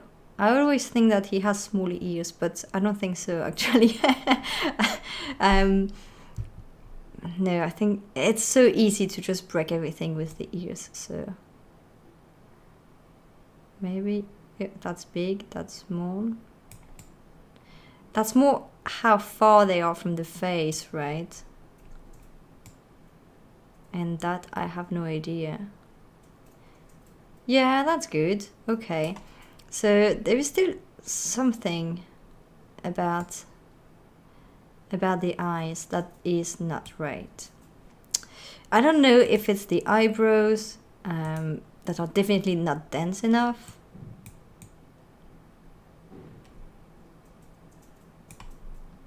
Where did I just move? I moved something. Oops, too close. Get back, please. Okay, so what is that? Oh, that's for the shape of the head. Ooh, okay, so the forehead. I haven't thought about that. Right, that's a strange oversight regarding the glasses. Yes, definitely. Completely agree.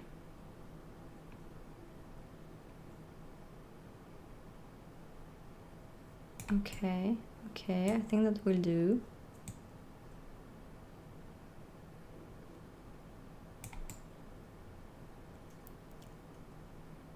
Ooh, I changed something. I don't know if it's better or not. Ooh, that's not too bad.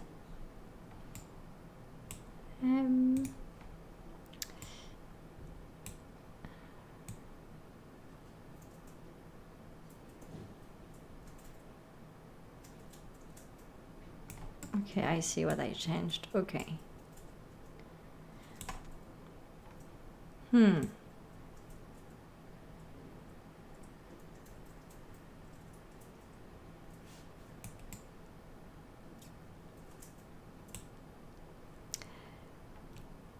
We are getting there. We are getting there.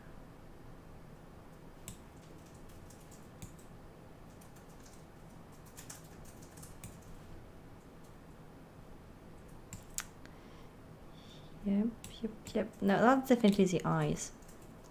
Something about the eyes. Ooh, that's better. Oh, actually, that's getting good. The eyebrow position changes a lot of things. Yeah, the eyebrow position changes a lot of things. That's good to know. Oh, okay, so I have a pop-up saying that the sessions are limited to 1 hour maximum. So what happened is, I've checked that before, I may be disconnected and then have to reconnect to MetaHuman again. So there is no timer. I don't really know when it's going to disappear. But usually you can recreate a room.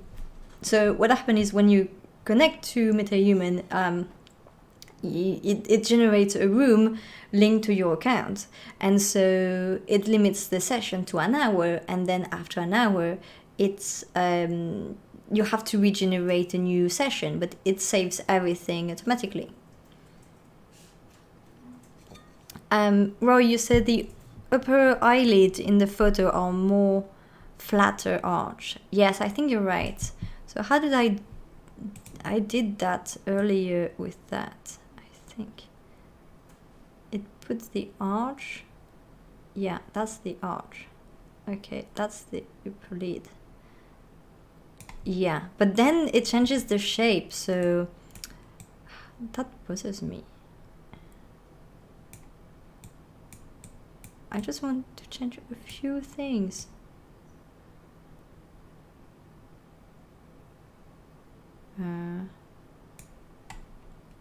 Is that better? A bit? That's better.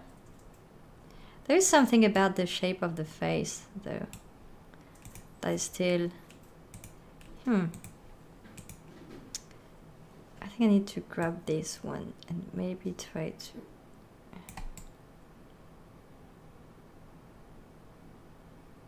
Yeah.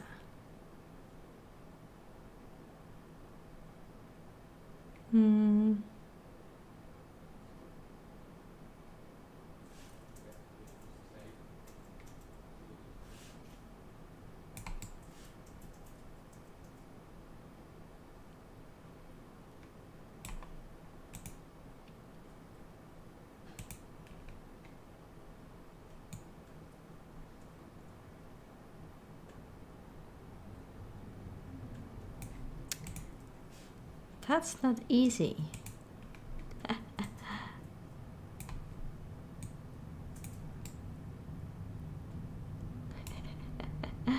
I don't know if I'm ruining it or what. What am I doing? I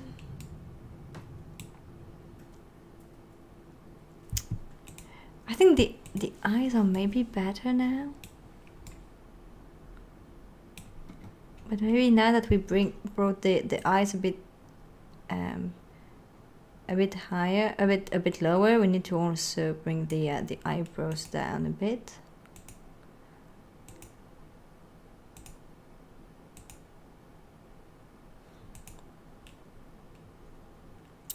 It's getting close. It's getting close.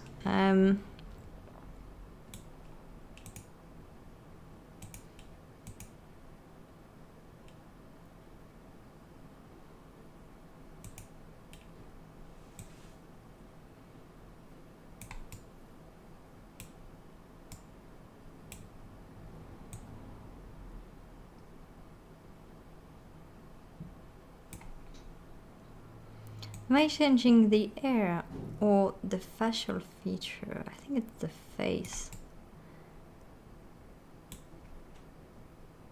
That's too large here.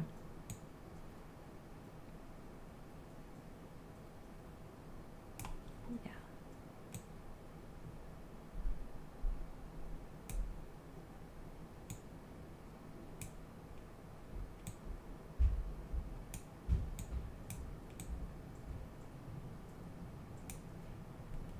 No, I don't even know if I'm changing anything. It's so blurry. I really can't see anything.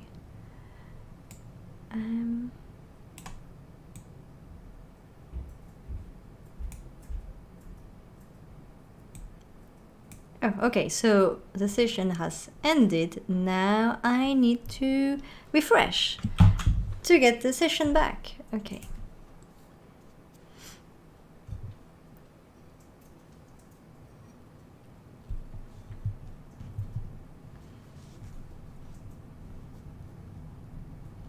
So now we're waiting.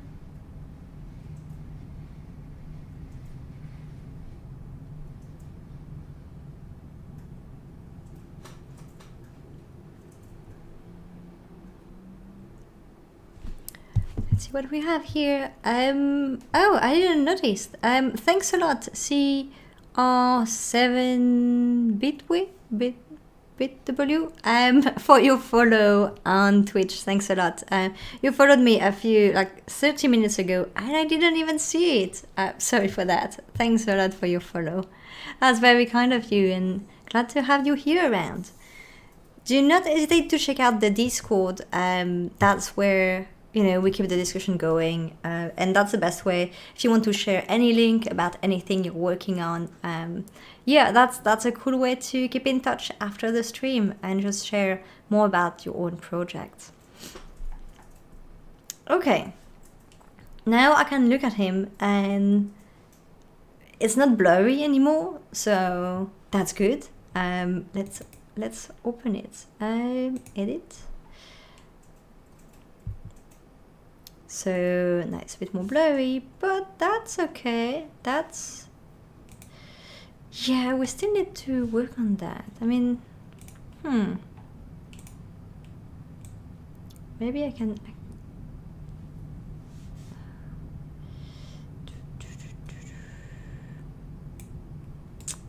There is something about the bottom part. I don't know if it's the facial hair or something else. What can I do with that?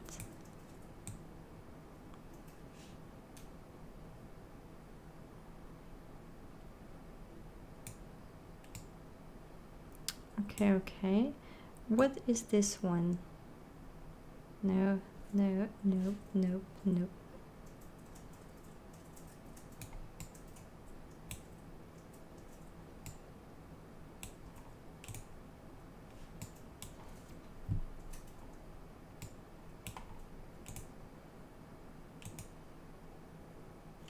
Yeah, I don't know.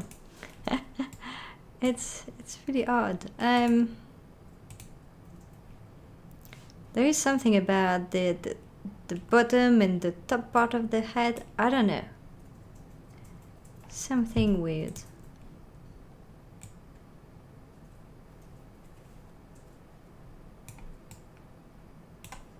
That's a big head.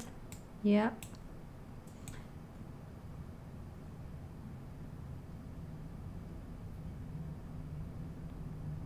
I don't know if that really changes much here.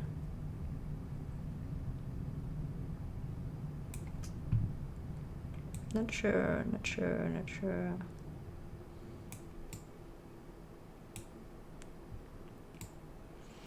That's hard. I feel that there are some things that are very easy, like the skin. That's easy. The hair. There weren't any model that fits what we needed, but that's okay. But then that's some small things that you don't know what it is exactly, but there is something off. And I guess when you're a professional, maybe it's easy to spot, right? But that's hard. I can't tell if I'm kind of done and I won't be able to get better without adding glasses here. I mean, it's close. It's close. If we had more choice when it comes to facial hair and haircut, that will help for sure. Like if we could share how sparse the hair are in terms of eyebrows and also beard and mustache, that will help. That would be easier.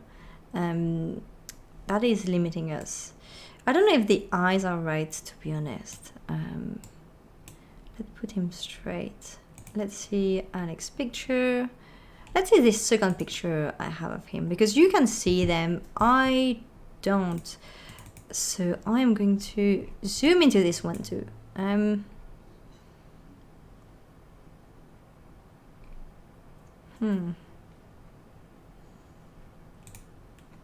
Yeah, no. Bigger eyes. Oh, that's better.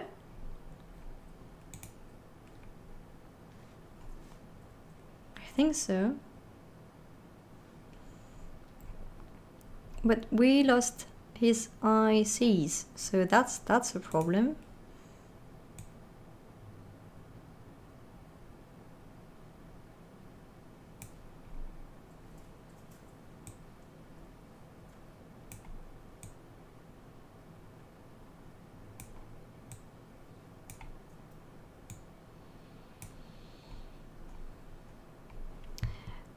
To get more C's around the eye, we did that earlier. So we took this tool here, the move tool, and we managed to get that. So if we do that, how is that?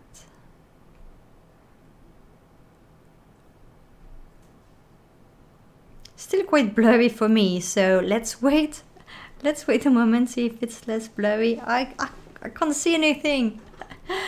I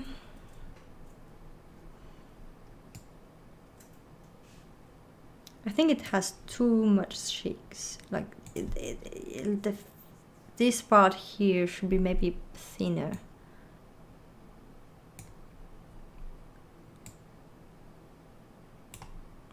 That doesn't look bad, right?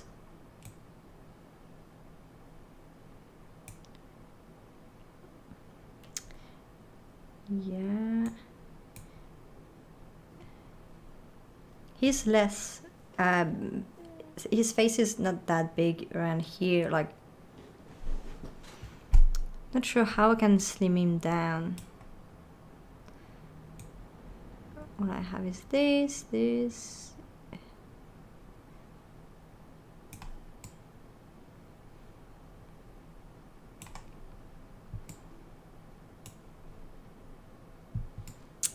Yeah, I don't know. The eyes are still not right. I guess that's the worst. That's the hardest part, getting the eyes right, because you can see a lot in people's eyes.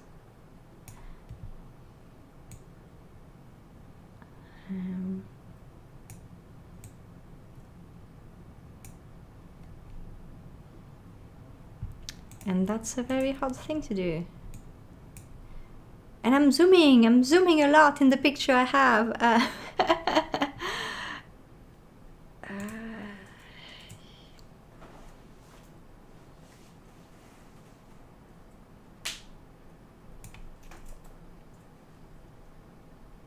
Doesn't look like him.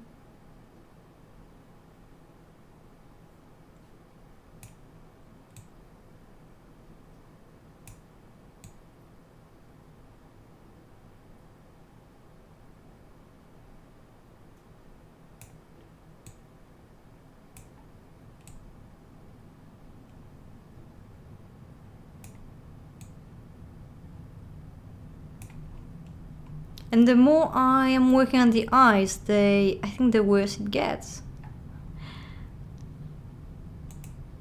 What is that? Closest plane? I can work with plane? What does it change?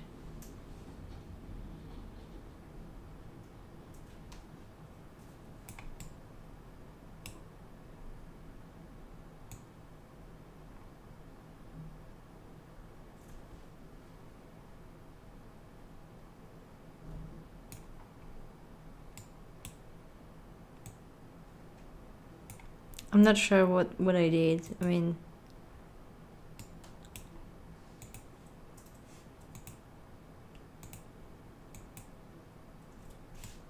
yeah, I don't really know.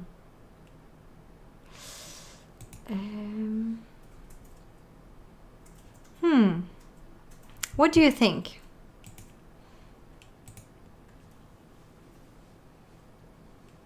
I should have taken some picture of him without the glasses and with different angles, like, you know, to see different part of the face, and so I can zoom from different perspective. That could have been interesting. Yeah, I don't know.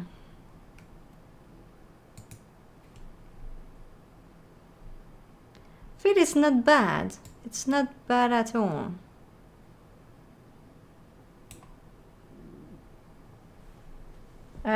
Yeah, not from the side. The side doesn't look like that, for sure.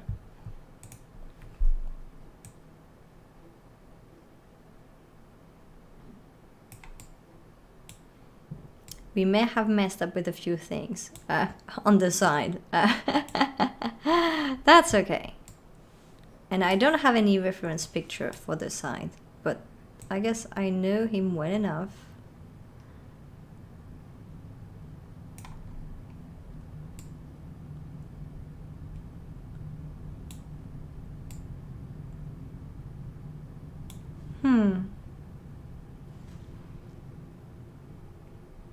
Yeah, I don't think we can get the eyes right. I mean, whatever we do, that's just not... I don't think that can be perfect.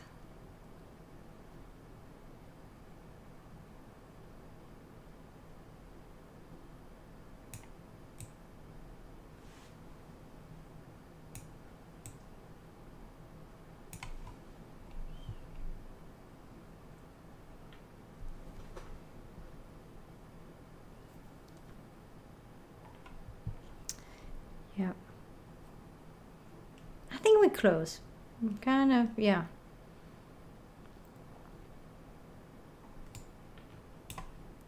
The ears are too big. I need to just small them down. It's not about the position, it's about the size. Come on, can you just change the size? Smaller, small. Like that? No, they're not good. That's worse.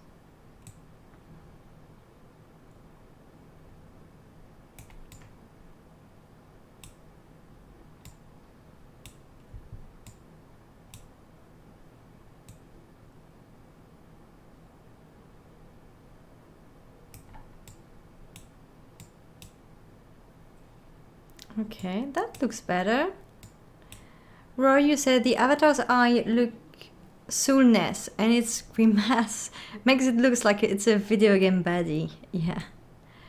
I know, I know.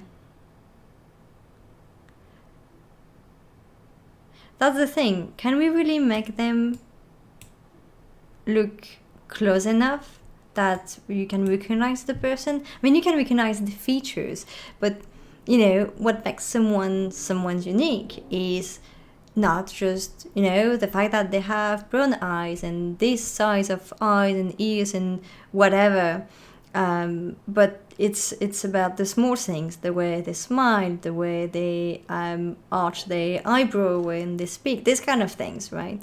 So I'm not sure I can do much more.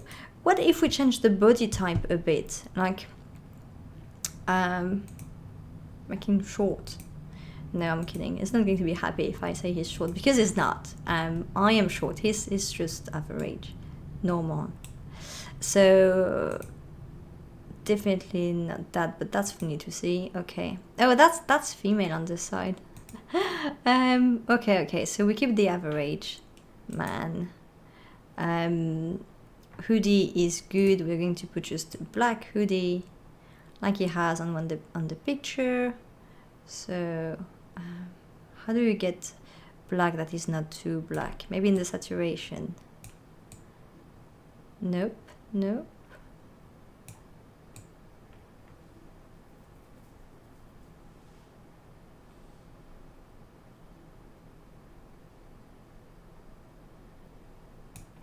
like that. Okay, that's the black gray hoodie. Bottom, definitely jeans, and more blue than green. So something like, no, the primary color, why? Okay. So we're going to get a blue. That's so pixelated. I don't even know what I changed there. That's annoying. Okay. What the color of a jeans? Jeans are like that, right? Yes. Okay. And then shoes. Yeah. Can we get black shoes? Right. That looks. Alright. Can I go up? Like, I don't want to see your shoes anymore. I want to see the entire person. Okay. I guess, yeah, I can see the resemblance. Oh, we haven't changed the name though.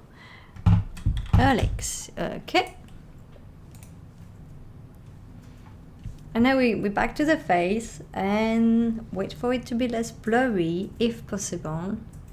Yeah, there's something, but it's not perfect. I feel that if we could have more choice when it comes to facial hair, density of the hair, and haircuts, then we could do a better job. But, you know, I feel like it's okay. Zappa, you say, with more rounded hair and glasses, it could pass as Alex. Yeah, I think we did a good job. I think it looks good.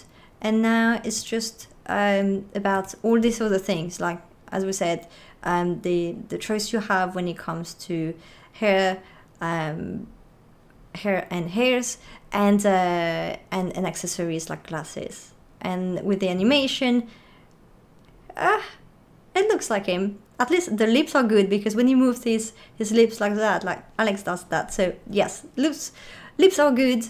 I feel that the eyebrows are okay, even though need more density. And yeah, well, it's still an avatar, right? So in the end, you can't really make it more alive, right? So my entire screen is so blurry, but we can see him indoor, okay? Like, it looks like a Zoom call where you have blurred the entire background. Okay, a bit odd, but okay. Outdoor, so it changes the color, and yeah, no, that sounds accurate. Something that is a bit odd though is that we changed the color of the face, but it feels like the neck didn't change. Like, it feels like there is a big gap with the color of the neck. I don't know why. It's not important, but yeah. Silhouette. Oh no, we don't care about that. Studio back. Okay. Well, I think my job is done, right? It has been fun to play around with MetaHuman. I think there is a need for maybe, you know, more selection when it comes to hair, accessories, and these kind of things. But apart from that, I can imagine this being an amazing tool if you want to create really quickly characters that have, you know, human features without having to do too much research about what is an acceptable distance between the eyes, and you know, because when you use usual tools, you never know when you're going too far. And here I feel that it's very hard to go too far. You can have a bit of something weird, but in the end you stay in like the normal parameter of a human being, and so you don't end up with a character that is not human-like. That's the character where you're like, there is something odd with your character. You know what I mean? Like eyes that are way too big, or something really odd. Roy, would it be easier to edit if you had a clean shaven photo to model the face on before adding the bird? Yes, maybe. but I don't have recent picture of Alex with a clean shave. It has been a long time, and yeah, now he keeps a beard, and that's not the same face at all. I mean, it changes a lot the face, someone's face, if you don't add the hair. So I don't know. I feel like the bottom part, like the cheeks and that's okay. It looks the same. So yeah, no, it's more about the eyes. But you know what? I'm quite happy with the results, and it was really easy to use. You can't go too much in depth, but in the same time, I can see this as being used by many people, and even as a placeholder. I mean, for many things, in production, as a character, but also as a placeholder for something, you know, when you want to have a bit of realism before shooting something or whatever.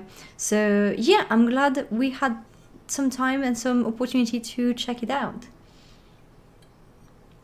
The next stream, we will be doing something different. So next stream will be next week on Saturday, and I will be back from Brighton. So hopefully I won't be too exhausted, but we will keep it simple and play some video games. So that's going to be Halloween weekend, and I am going to put on the Discord some Halloween game, some horror game selection. So I have a few horror games that I haven't played, and that could be fun to do some discovery together. So yeah, I'll put some kind of poll. Can I do a poll on Discord? I think so. Some choices, so you can let me know what could be fun to try out. As I said, that would be games that I haven't played. So really full discovery for everyone. And yeah, kind of horror vibe, I think would be best.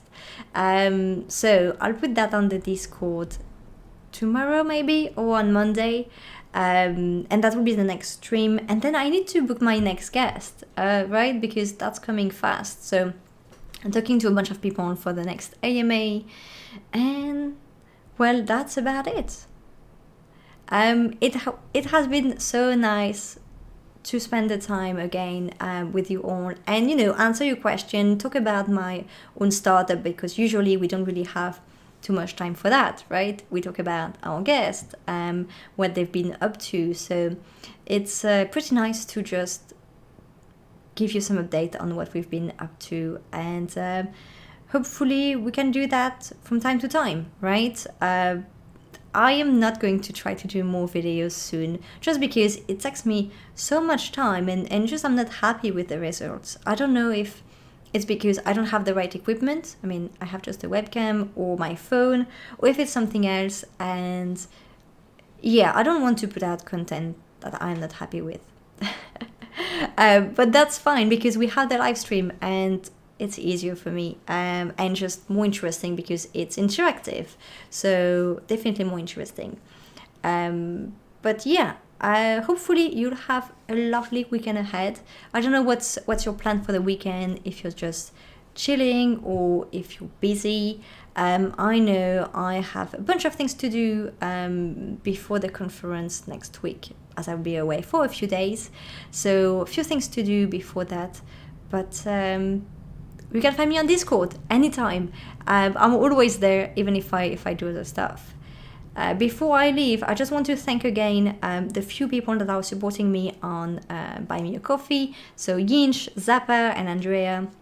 Huge thanks for your support. I always it always makes me smile when I get the notification, and yeah, and huge thanks for your support. And I guess I'll see you all next week, if not before, on the Discord.